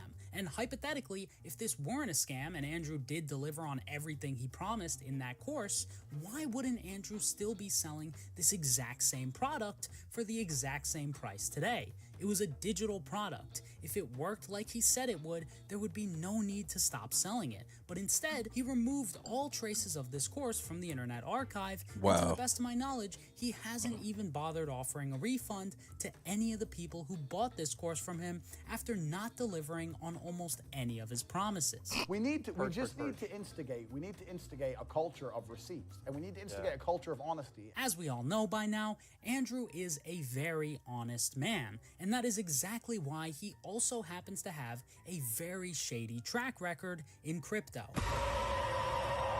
Now, no one should be surprised that Andrew Tate is also a crypto scammer on top of all the other stuff. In fact, if he were just a crypto scammer, he'd somehow manage to be more righteous than he actually is. But back in May of 2023, Andrew posted this tweet, which at the time was his only tweet ever, which included a cash tag. And then someone immediately launched a crypto coin using the same cash tag that Andrew tweeted. And of course, the coin got pumped and dumped and is now down 99%. Wowzers! And what makes this promotion suspicious to me is that about an hour later, Andrew tweeted again using that same cash tag, essentially saying that he didn't know someone would launch a coin with the same name that he just so happened to use in his tweet, which is a complete lie. And Andrew knows that for a fact. If I type a word on Twitter, millions of dollars go into tickers based on that word. If I say certain things on camera, millions of dollars move. Do you understand my power? I'm a genie. So, although Andrew might not have created the Flux token himself, that sounds he did satanic. in fact promote it to his fans. It got pumped and dumped, and it's now down 99%. Then he pretended to be ignorant about the fact that he was promoting a coin to his 9 million plus followers on Twitter. He didn't trip and fall and write the cash tag in 3 different tweets. No non-virgin is out here promoting random meme coins or NFTs just for fun or as a joke. The only logical reason someone would do that is because it personally benefits them in one way or another. And this wasn't the only time Andrew used crypto to benefit himself. In February of 2024, Andrew tweeted this, which essentially says that he's going to launch a coin backed by $100 million of his own money, and he'll let the real world members in early. Yeah, that sounds believable, nigga. Cause like that goes right back to what Keem was just talking about. Like y'all niggas got all the money in the world, but somehow still need somebody else's money. So they can make money. And at the time, he didn't even bother actually following through with this. So either he didn't even have the balls to scam his fans once he got some pushback for it, or what I think is that it was a deliberate lie to get people to sign up for the real world. Probably. Because he later deleted this tweet, and when he was asked about it in an interview SoCal was later, he said this. Are you going to launch your own crypto? No, I'm never going to launch a crypto. I just like to with crypto Twitter. Because crypto Twitter are full of the biggest degenerate losers on the planet. They're losers. Crypto is the only scenario I can think of where you can make a whole bunch of money while benefiting society zero. So although he didn't scam his fans with Just a specific unreal. crypto coin in this case scenario, And they be watching this shit and they don't even like pay attention. Like, what do you just be saying? Straight to their fucking face.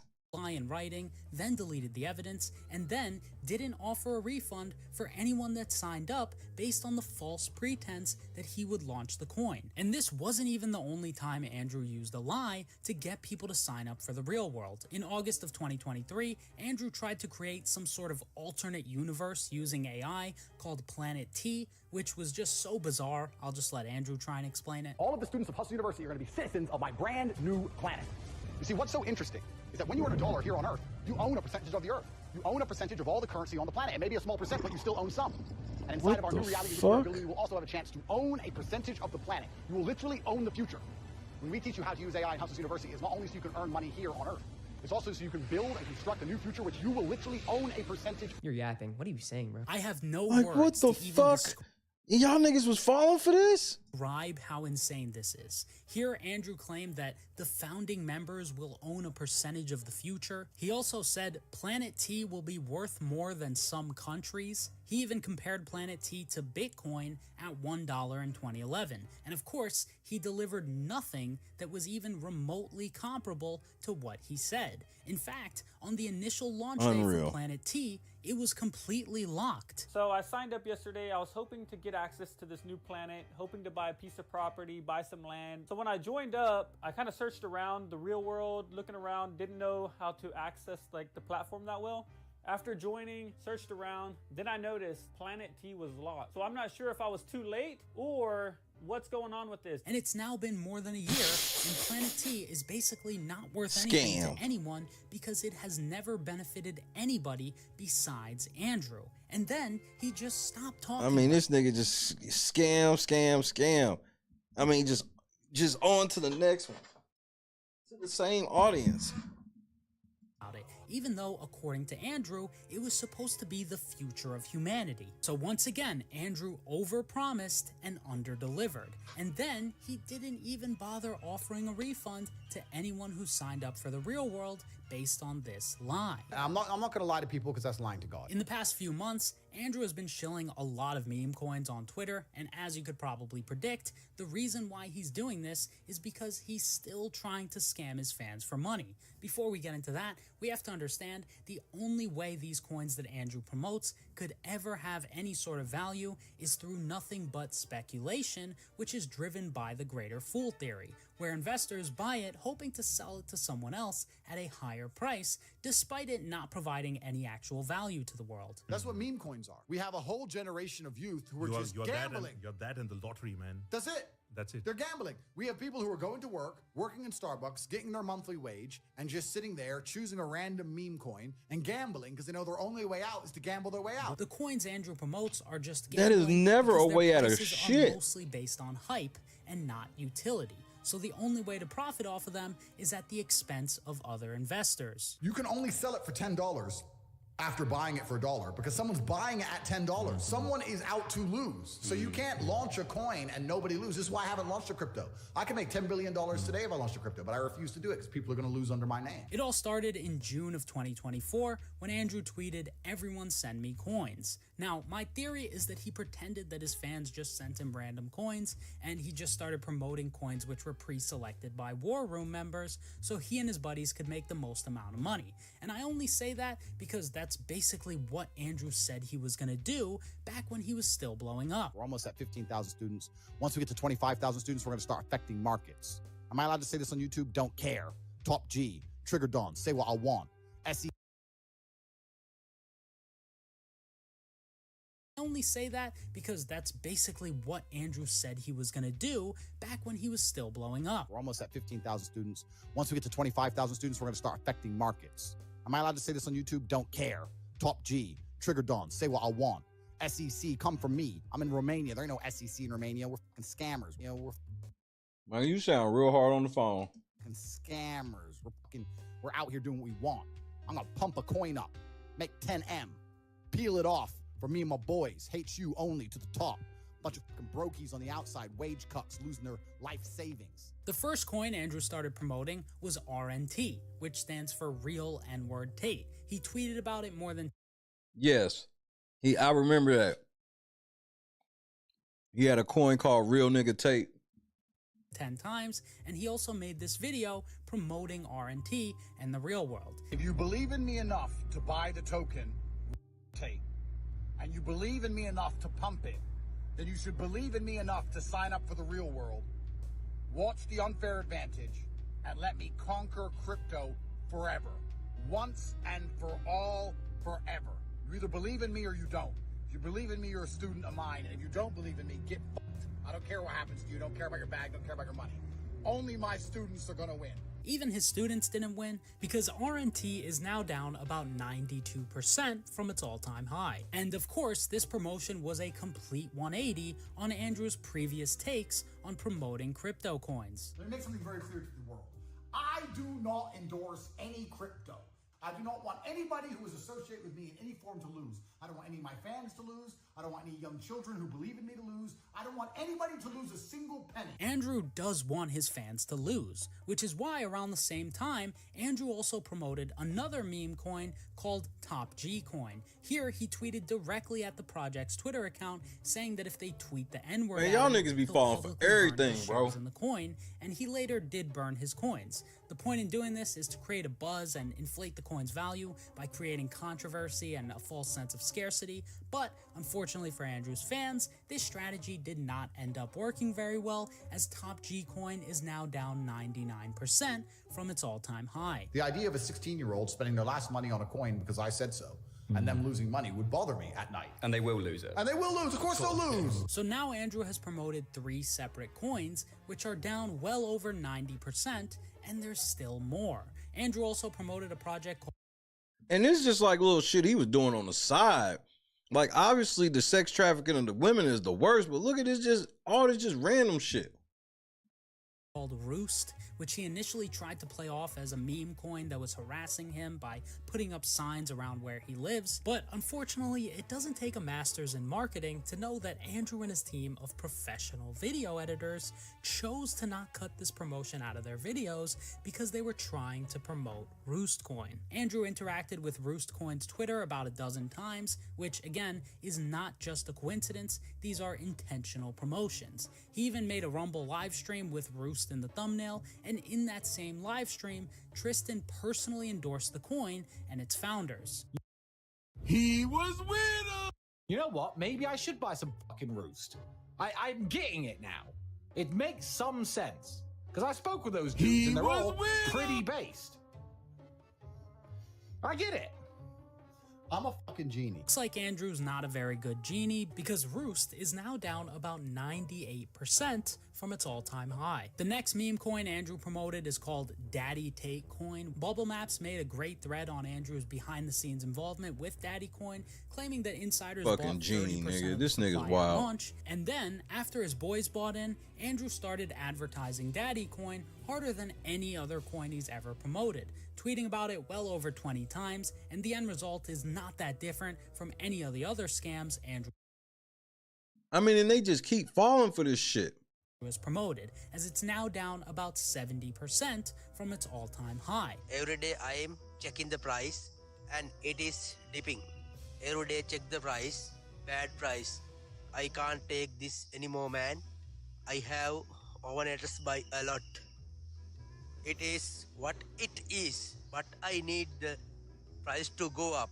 So, in my opinion, this allegedly devout Muslim man is just a straight-up thief who has promoted multiple scams to his audience time and time again. And keep in mind, this is still the same guy who used to constantly call out Logan Paul for scamming his fans. I'm not a fucking scammer like Logan Paul. I'm not a clown. My endorsement is extremely powerful because unlike Logan Paul, who sells crypto pump and dumps, making kids lose money. And I'm all for the Logan Paul hate, but Andrew is just as bad as Logan, if not worse, because at least Logan didn't first call other people out for scamming, then turn around and do the exact same thing. Maybe it's just the old school guy in me, but I don't like hypocrites. I don't like men who are bought and sold. The fact of the matter is, Andrew is just as bought and sold as every other modern day influencer, which is exactly why if you watch some of his older interviews, you can clearly see that he used to openly speak out against the BS that fake gurus constantly spew. I mean, there's a lot of money from bullshit. The reason bullshit exists is because there's a lot of money in it. You know, I could write a diet book. I could take a picture of me in supreme physical condition, looking like a fucking unit. And I could say, I got this fit in 20 minutes a day, eating this special Tate diet for $9.99 a month. I'm going to show you how to have six-pack and all this shit for $9.99. I could lie, absolutely, and I'd make a whole bunch of money. And that's the reason people believe me. You can't make this shit up. People are looking for bullshit. People are selling bullshit. And of course, Andrew then went on to make a BS fitness course where he claimed that you could have a physique like him by doing burpees and tuck jumps. Everything's going to be done with these two exercises. So the first exercise is burpee, which I know you've heard of, I know you hate, with the bar. 25 of them in a row. Then 25 jumps. Aim with these jumps, they don't look pretty, so your knees up high. So this allows you to have a good physique quickly. That burpee workout with the tuck jumps should take about 18 minutes. I'm gonna let you guys in on a little fitness industry secret here. Andrew looks like this because he does burpees, and definitely not because he's a former pro athlete who generally eats healthy and exercises consistently. So at the beginning, he used to speak out against BS, and then he went on to become the BS. Because he wanted the bread. I'm not selling a course. I'm not doing anything a lot of the guys on Twitter are doing, so I bet. Most people that be like that, it's very simple. They believe that shit at the beginning, but then they got enough bread to say the opposite, so they don't care. So either they were saying the other side because that's what they would believe, or they were just the type of person where they just said what they thought was popular at the time. One of the two. Either way is bad. I fit very little from it. So I'll say, look, if you're watching this and you want to change your life, you're a full-grown man. It's your fucking life. Go fucking do it. Like, no one else is going to do it for you. No one's going to come and kick your door down and say, here's a hot girl and a Ferrari. No one's going to do that. So you got to get it yourself. So get up and get it or don't have it. That's how it is. That's how I've always viewed it. The secret is no secret. There's no shortcut. There's no secret, man. The secret's absolutely no secret, you know? That 30-second clip alone completely discredits a majority of the fake guru industry that Andrew is now leading. The problem with most fake gurus like Andrew is that most of their wealth hasn't come from actually doing the things they teach. It comes from teaching others how to do things that they haven't even personally done. Real leaders lead by example and not by deceit or false promises. If there's anything to really learn from Andrew, it's from his misdeeds and not the garbage in his courses. Lastly, the number one thing which completely discredits Andrew's fake guru grift is the fact that he himself has insulted his own students in private. Men started to get jealous and began asking me how to start a video chat business. They'll never do it because they're losers, but they like the idea. So I started charging men to teach them. So now we have undeniable evidence that behind the scenes in 2022, I mean, he just say everything out loud. Andrew was calling the people who bought his courses losers. And from a consumer's perspective, why in the world should anyone, even if they're 12 years old, want to learn from or support someone who openly disdains them? In my opinion, this text alone proves that Andrew doesn't look at his courses as a genuine way to help people while also making money at the same time. He sees these courses as a way to rip off losers rather than actually helping them succeed. He's a person who doesn't care about his fans. He just wants to make as much money as possible off the back of people who watch him. And that makes sense because from every Andrew Tate course I've seen, they aren't designed to provide the most amount of value to each student. They're literally just cash grabs designed to extract the most amount of money out of every customer. And based on Yeah, let me know. We might split that shit. everything I've seen, a majority of the effort is put into the marketing versus the actual education. There's one religion on the planet, and that's Islam. When you take the Shahada, all of your former sins are erased, and I actually encourage you to find the light and convert to Islam. Which religion sticks to what it means? Which religion says what it means and means what it says? Because that's the kind of person I am. When I say Islam is the last religion on earth, I say it because it seems to be the only one who... Another thing which makes me extremely suspicious about Andrew's religious grift is the fact that he started claiming to be religious around the same time that he started publicizing his charitable deeds. None of these people who are attacking me care about women. None of them donate to women's charities. None of them donate to charity like I do. None of them help anybody like I do. Everybody ignored my charitable donations. They don't donate any money to charity. They're ignoring my charitable donations to the world. I'm going to donate money to a female charity that supports women against domestic violence. And I'm also going to donate money to a charity that supports men's mental health. Oh, so you missed to give it away, give it away, give it away now. Of both genders. Go to CobraTate.com. Sign up for the emailing list. Yeah, I'm not even going to play none of that Muslim. I'll be spending millions. Bro, I can't even let him do that on In my channel. 2023, Andrew started an organization called Tate Pledge, which, according to their website, has done some fantastic things, like food distribution in tons of different countries, fruit tree projects, and providing winter clothing and blankets to those in need. And these are all undeniably great and commendable things, regardless of the intentions behind them. However, my issue with Tate Pledge is Andrew's own words from before he became a charity grifter. I give money to beggars and the homeless. I don't advertise it because I hate people who do that, because that's not giving money to charity. That's buying attention or buying likes. I constantly get messages from people going, you have money, why don't you give to charity? Maybe I do give to charity, motherfucker. I just don't put it all over social media because I don't see these people on fucking Facebook. First of all, you can't teach me shit if you got a smoke detector that need a battery, nigga. See him, a guy who goes and gives $50 to a homeless guy, and they record the whole thing on GoPros and 5 different angles of camera, and then he walks away and goes, it just feels so good to give, you know, sometimes you gotta give, and then it's shared like fucking 18 million times. He just bought 18 million likes, or 18 million views for $50. That's pretty fucking cheap. That's not charity, that's exploitation. He's exploiting a homeless person to buy fucking likes through fake gratitude and fake virtue. That is bullshit. And people fall for it because you're all fucking stupid. Logically, I can't refute that argument at all. People like Andrew, who constantly brag and record their good deeds, almost always have an ulterior motive behind it. That doesn't discredit the fact that doing good is still good, but in Andrew's case specifically, he probably didn't start publicizing his charitable acts out of the kindness of his heart. And it's also not a part of his business model like some other content creators. And if Tate Pledge was all just to give back and nothing more, he could do those exact same things in private without buying likes. With that being said, Tate Pledge probably wasn't created with the genuine intention to help the world become a better place. The goal was most likely to present bad... Nigga, Tate Pledge. Give me a fucking break. So although Andrew is now pretending to be a virtuous man of God nowadays, just like every other grifter, he's preaching things that he most likely doesn't even practice or believe. The man is certainly not a prophet, he's still a pimp. So what you're saying is when they tweet virtue and stuff like that, that's not real? Is that an act? That's a personality they're trying on today. Right.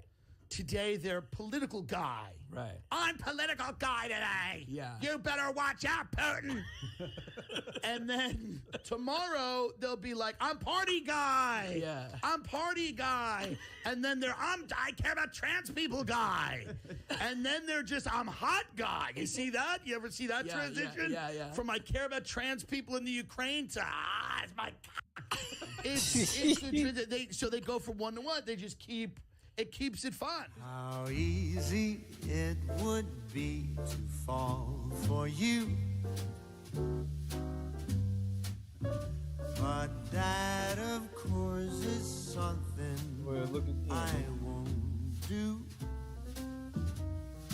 Ultimately, given the sheer quantities of evidence I've presented by this point, I think it's more than fair to say that Andrew is not someone that anyone should be choosing to support in their free time. The guy is a straight up monster, through and through. If we look at the full picture here, from the alleged trafficking, to the scams, to him faking cancer, to him pretending to be a different religion every few years for monetary gain, to the doxing and organized harassment, I think it is impossible to be a normal person and support this guy. And while I certainly don't expect anyone to do hours and hours of research just to watch a podcast or two, I definitely do think the people supporting him financially need to seriously reconsider that. My advice to you is don't follow somebody who's on their way to prison. I mean, I don't think you can get any more simple than that. Although I joke about this a lot, I think this guy actually needs to be placed in a cell for an extended period of time. Not because he shared an opinion on COVID or Ukraine, but simply because of his own actions. You need to, as a man, adopt the mindset that absolutely everything that happens to you is completely and utterly your fault, whether it's good or bad. In my opinion, exactly, SoCal. Talk that shit. The most important lesson that anyone can really learn from Andrew is the fact that your ego can never get so large that you get to the point where Andrew is at in life. For one singular human to have an ego so large that he thought he could move to Romania, escape justice, run his allegedly illegal empire there, then brag about it continuously, then sell a course on how to do it, then brag about how much access to corruption he has, and then later choose to become as famous as he did and still expect to walk away completely unscathed after all of it is just delusional. The entire plan, A through Z, was delusional. And although I understand that Andrew might seem like a smart guy at certain times, he's not. The guy has the IQ of a chimp, because the only reason why he thought he could get away with all of that is because he allowed his ego to get so large over time that he got lost in the sauce in his own delusions. And the fact that he allowed himself to become this far gone is a problem that he now has to deal with. I'm the most misunderstood man on the planet. I really believe I am. It's crazy the level. There are people out there who truly believe I am evil, and I'm nothing close to it. I'm one of the most compassionate people you could possibly meet. Most importantly, I think Andrew needs to stop being delusional. In my opinion, getting arrested for human trafficking and then claiming the entirety of the case is based on TikTok is just not a strong legal defense. It's probably best to just not comment on the case at all. Trying to cancel others because they had an opinion you disagreed with isn't a good look if you're going to be a free speech advocate, and calling victims on a recorded line and telling them to make videos defending you probably just aren't the actions of a completely innocent man. He also needs to stop lying as often as he does on video, because clearly he can't even keep track of his own lies. The biggest problem with lying is that you need to remember all the lies in order to keep your story straight, and over extended periods of time, if you talk to a lot of different people, it's almost impossible to keep track of what lie you told to who and when, and at a certain point, when you lie so often to others, you also start lying to yourself. As Fyodor Dostoevsky once said, above all, don't lie to yourself. The man who lies to himself and listens to his own lie comes comes to a point that he cannot distinguish the truth within him or around him, and so loses all respect for himself and for others. And in life, we are what we repeatedly do. Once, twice, 3 times, 4 times, you're human. But when you start lying about almost everything, at a certain point, you need to be caged for that too. At the very least, when you lie as often as Andrew Yeah, but look, has, you're... Nah, fuck all that. Because y'all about to... That's just really the foundation of the shit. But when you get into, like, the minutia of, like, the trafficking shit, there's no motherfucking way this nigga ever coming home. I mean, it's not even gonna take that much of this. Watch. You're about to see. Now that we perfectly laid that foundation. Watch this.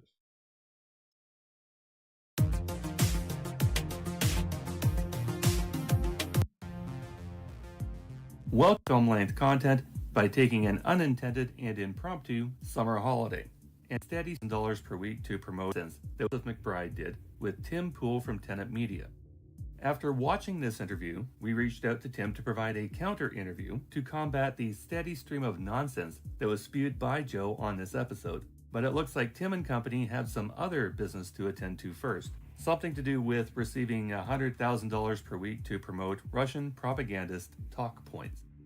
So we'll cover this interview in our own episode and keep the offer open to any YouTuber or podcaster that would like to know actual grounded facts regarding the Tate's legal issues, which got considerably more intense. That Tim Pool shit's crazy.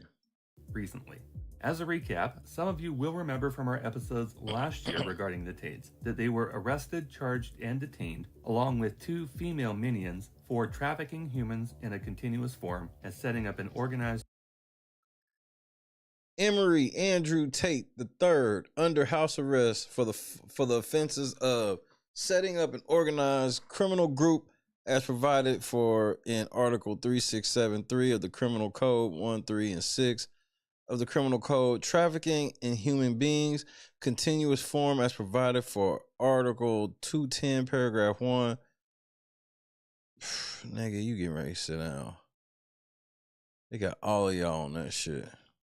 Criminal group. Good night, Bob. On top of the trafficking and organized crime Janice, not until Monday. Andrew Tate caught an additional charge of rape in a continuous form, which is a more serious charge than the 2 individual charges of rape that he was originally facing. Tristan Tate caught an instigation to commit violence charge for ordering... Oh, damn, I didn't even see that shit. Yeah, and he got a rape in continuous form, 2 material acts. Man... Georgiana Nagal and Luana Radu to assault and rob a victim, which Gio carried out, so she caught an assault or other violence charge. And because Gio also revenge porned that same victim on her social media accounts, Gio caught additional charges of illegal access to computer systems and alteration of the integrity of computer data. So in that court battle, Gio has the most charges among the 4 co-conspirators. On the other hand, Luana Radu, a former Bucharesti cop, is the only one of the 4 to not have any unique charges from her file on the first indictment.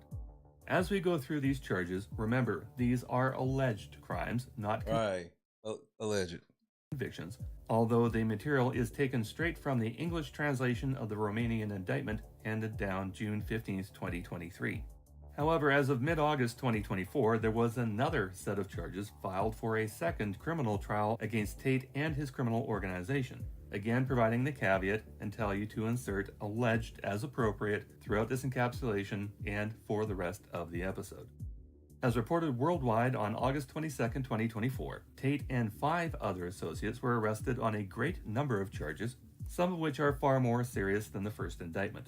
First off, this laundry list of criminal offenses includes 34 charges of human trafficking using the Loverboy method for the 34 charges. Purposes of creating pornography. There is also a new charge unique to Andrew Tate of forcing a 17-year-old minor from Slovakia to produce pornography, first in Britain and then again in Romania after he transported her there. And Andrew Tate has also been charged with sexually assaulting a 15-year-old child on multiple occasions starting in 2020, including What kind of shit is that? vaginal, oral, and anal sex. Oh my lord. Oh my lord. As a minor, even by Romanian consent law standards, this child could not consent to sexual intercourse with a man more than twice her age. At the time, Mr. Big Shot Cam Pimp would have been at least 34 years old while he was bedding this girl in junior high. Between the 6 co-defendants, they are accused by DICOT of human trafficking, including the trafficking of minors, sexual intercourse with a minor, that one's on Tate, forming an organized criminal group, money laundering, and influencing statements, the alleged crimes dating between 2014 and 2024.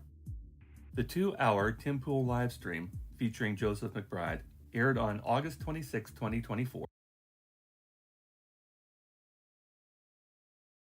Is that you, Ava?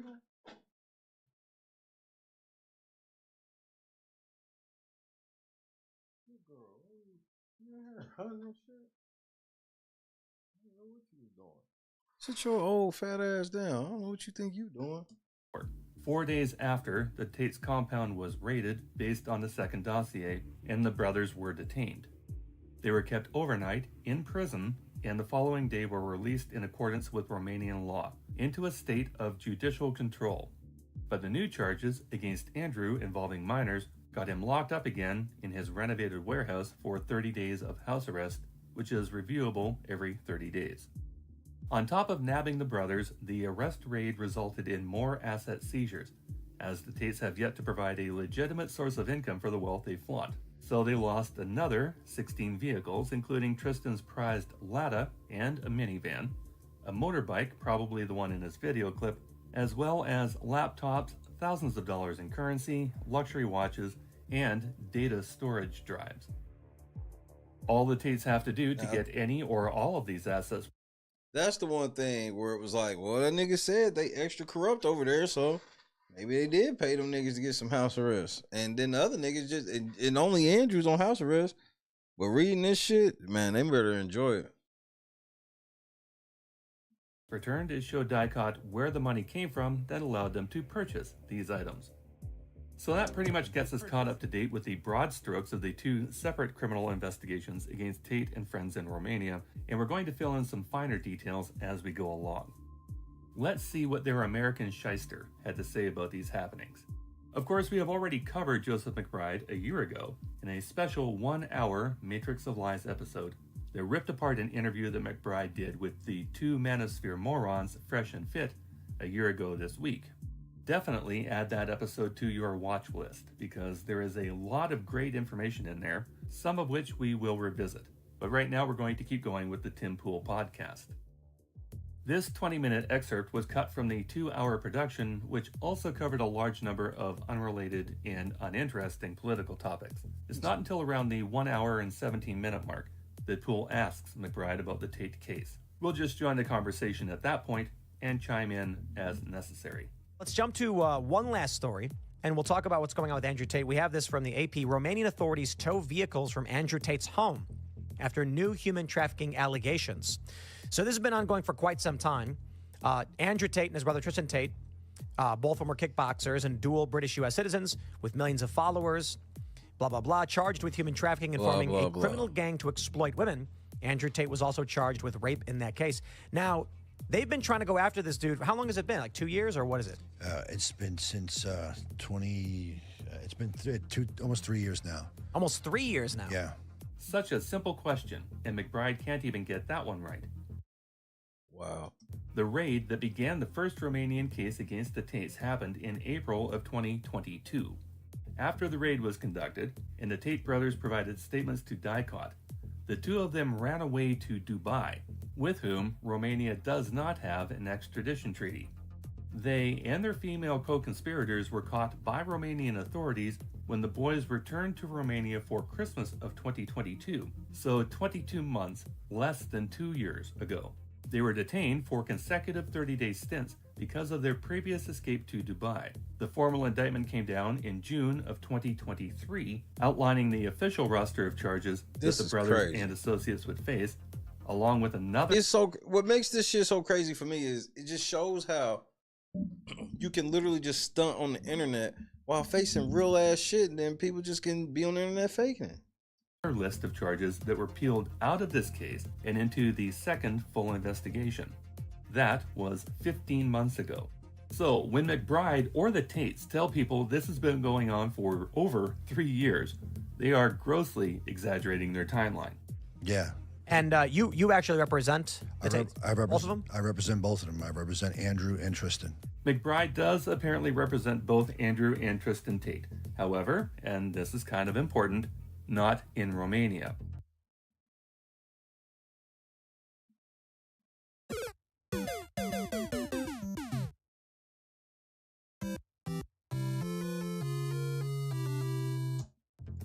His law firm, the McBride Law Firm PLLC, was founded in 2019, and it operates out of a virtual office suite, number 700 Federal Plaza at 305 Broadway, New York, New York. That facility has amenity packages for their virtual offices starting at $179 per month. For $499, you can upgrade to the executive package. Now, judging from the very sparse website, McBride really doesn't have much of a record as a litigator. He mentions the Tates and a single guy from the January 6 fiasco, but no major victories or accolades to his credit. So while McBride might be licensed to practice law in New York, the case he's commenting on is Romanian, and he is not representing the Tates in those proceedings. That dishonor falls to Eugen Videniak, a subservient yes man that the Tates hired after their original lady lawyer gave them some hard truths. Our lawyer's a G. Shout out to my lawyer. He is a G. But before we found him, we went and interviewed some bimbo in her suit who sat there and started talking about laws to us. I walked in there and said, listen, I've committed multiple felonies. Am I going to go to jail? Well, probably. Well, then see ya. Bye. I went to some other man. That was a female. I went to a man's office, said I've committed multiple felonies. There are things we can do. We could try this. We could try that. No problem. This the kidnappers again, man. Man, stop saying that shit over the phone. Damn. I can't say shit, can I? I've never seen self-snitching on this fucking level. I make one call. You don't go to jail. There's no problem. No problem. We send somebody else to jail. We send him. He is the new Andrew. He shave his head and he go. How much Fix does my it problems. cost to make this all go away? That's what we want to hear.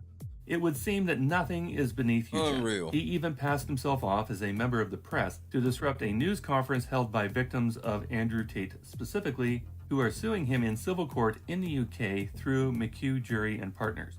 No, I just wanted to clarify who we were talking to. Oh, he's Mr. Tate's lawyer. Sorry, that's what I wanted to establish. I think you should probably, again, for the sake of transparency and honesty and the manner in which your client and yourself have conducted yourself, maybe be honest. After that news conference farce that was hijacked by Eugen and Tate's PR woman, we had the pleasure of chatting with Matthew Jury and Jack Beeston from that law firm in an interview on YouTube to make sure that the right information got out to the general public about the case regarding the 4 victims they represent who are suing Andrew Tate civilly for rape and sexual assaults that date back to 2013, reported to the authorities in 2014 and 2015. While the victims would prefer to see Tate face criminal justice and are pleading the UK authorities to reopen their criminal cases that were closed after Tate escaped the UK for Romania, a civil suit is their only recourse at this time for the vicious beatings, strangulations, and rapes that they have sworn in statements happened to them at the hands of Andrew Tate. The evidence that was gathered at the time, we say, was more than sufficient for a criminal prosecution to have taken place. And it is baffling to us as to why the decision was made not to prosecute in 2019. It makes no sense to us. Whatever happens in the Romanian prosecution, he is now going to be extradited from Romania to face prosecution also in the UK. So the civil case aside, he's got many years ahead of him. Am I a bad person? Because the more you didn't like it, the more I enjoyed it. I fucking loved how much you hated it. Turned me on. These voice notes were sent by Andrew Tate over a period of time to a woman who accused him of rape. She reported the allegation to police, but prosecutors declined to prosecute. Would you rather me pin you down and make you do things you didn't like, or would you rather you didn't like that I was thinking I can do whatever I want to you?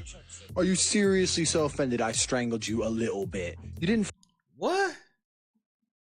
Fucking pass out? Chill the fuck out. Jesus Christ. I thought I'm losing my motherfucking mind, man. You're cool. What's wrong with you?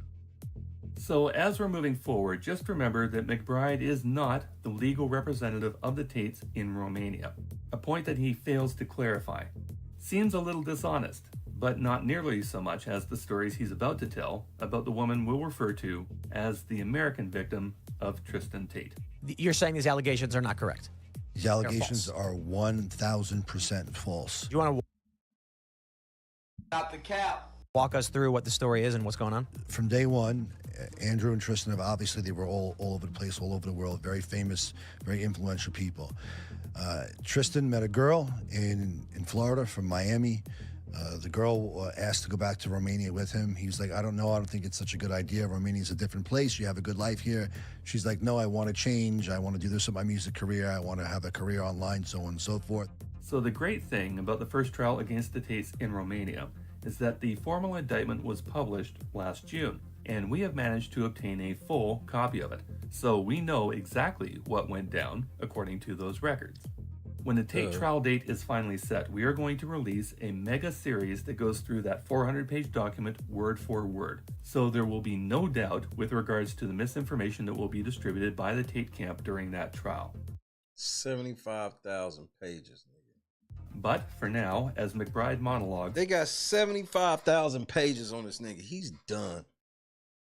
He's done. We'll give you the Coles notes as to what the formal indictment says happened from the text messages taken directly from the WhatsApp chat logs between Tristan and the American victim starting on November 15th of 2021. I guess that's where I'll stop. I'll stop right before that. We'll pick up on them text messages on Monday. They got 75,000 pages on this nigga. He cooked. He cooked. What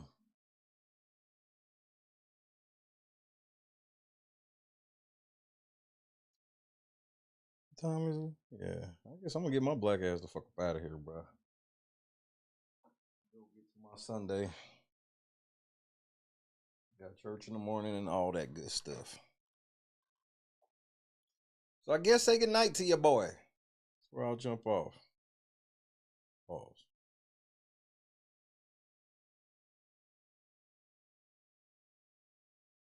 You as well, Scott.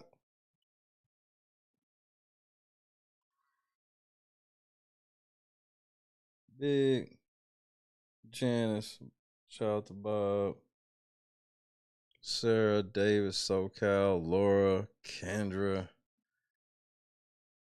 Oh man, the squad has had a wild fucking week, bro. But it's gonna be better. It'll be better next week. It's gonna be better. Joy.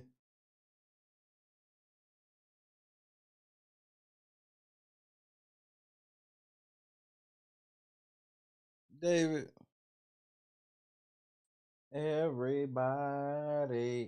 You want to say goodbye, April? April. Say goodnight. April. April Kitty. Bitch, you hear me talking to you. April. Why you act like you didn't hear me then?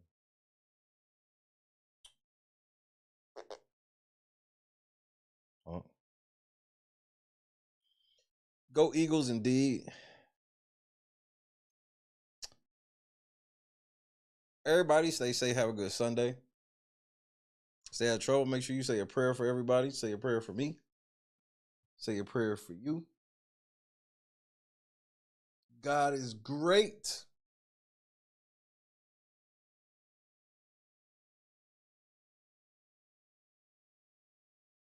Please say a prayer for the late night crew.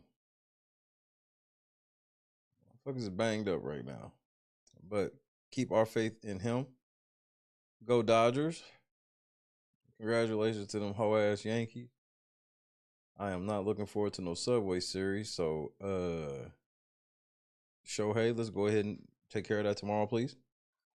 African and Blessed, you have a great Sunday as well. I promise you have one. I'm going to have today. I feel like today's going to be a good one.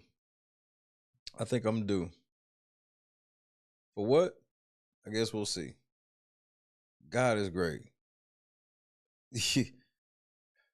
Man, the crazy thing with Diddy is Diddy shit could be like 75,000 pages if Diddy was like, if they ever get like Diddy's phone.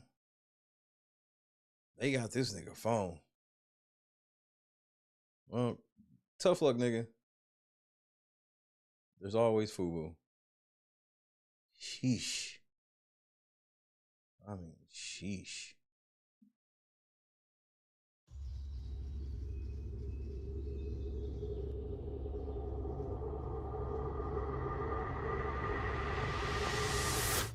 Yo, what's going on, boys? How are you? Yo, dab me up. Hey, all right, damn. What part of the city are you from? Yo, What's up? there, brother. Hey, Yeah. What's up? Yeah. You guys ready for this? Take this. Oh, all right, sick. Why don't you guys come inside? Don't ski. These are the guys. I'm Octavius Gray. And I'm Steve. Steve LeVois.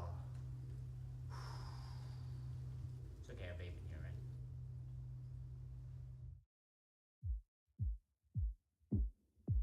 right? God is great, bro. Take that seriously.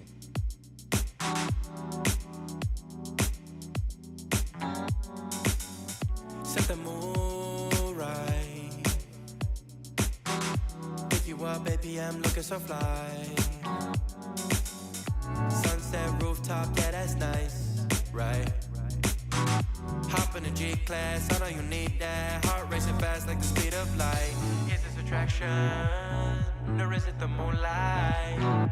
You want satisfaction, but only for one night. This could be real love, but you've been broken, and I just want you to see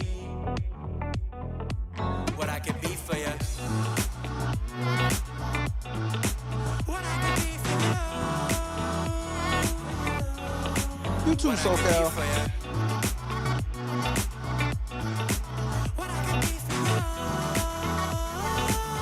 Early football games, set them lineups. You got me wrapped up in your love. No excuses. Barely. Finding you is like a treasure. Making my heart feel this way, yeah, yeah. And I'll treat you so damn special. What you did, who you were with, I don't care about those days. When I'm with you, I won't complain. Share your success and heartbreaks. Yeah, you know I stay by your side. Never leave you dissatisfied. But I need you to let me know. Is this attraction, or is it the moonlight? You want satisfaction, but only for one night. This could be real love, but you've been broken, and I just want you to see what I can be for you. What I can be for you. He was with what I can be for you. What I can be for you. What I can be for you. Baby girl, it's just one night. Yeah, baby girl, it's just one night. Oh, yeah, it's just one night. Yeah, baby girl, it's just one night. Yeah, girl, it's just one night. Yeah, baby girl, it's just one night. Oh, yeah, it's just one night. Yeah, baby girl, it's just one night.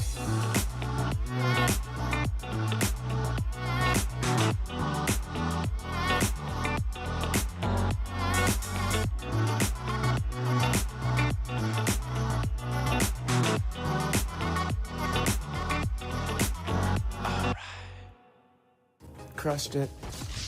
God is great. Peace out. See you later, David. I keep saying it, bro. I want you to pay attention. God is great. Put your faith in him, man. It'll get better. Good week this week. Watch this.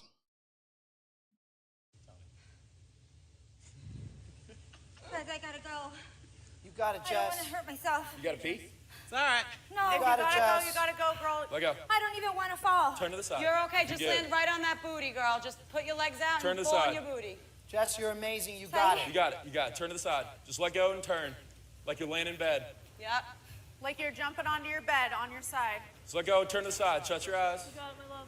Just turn to the side. You're okay. Crushed it.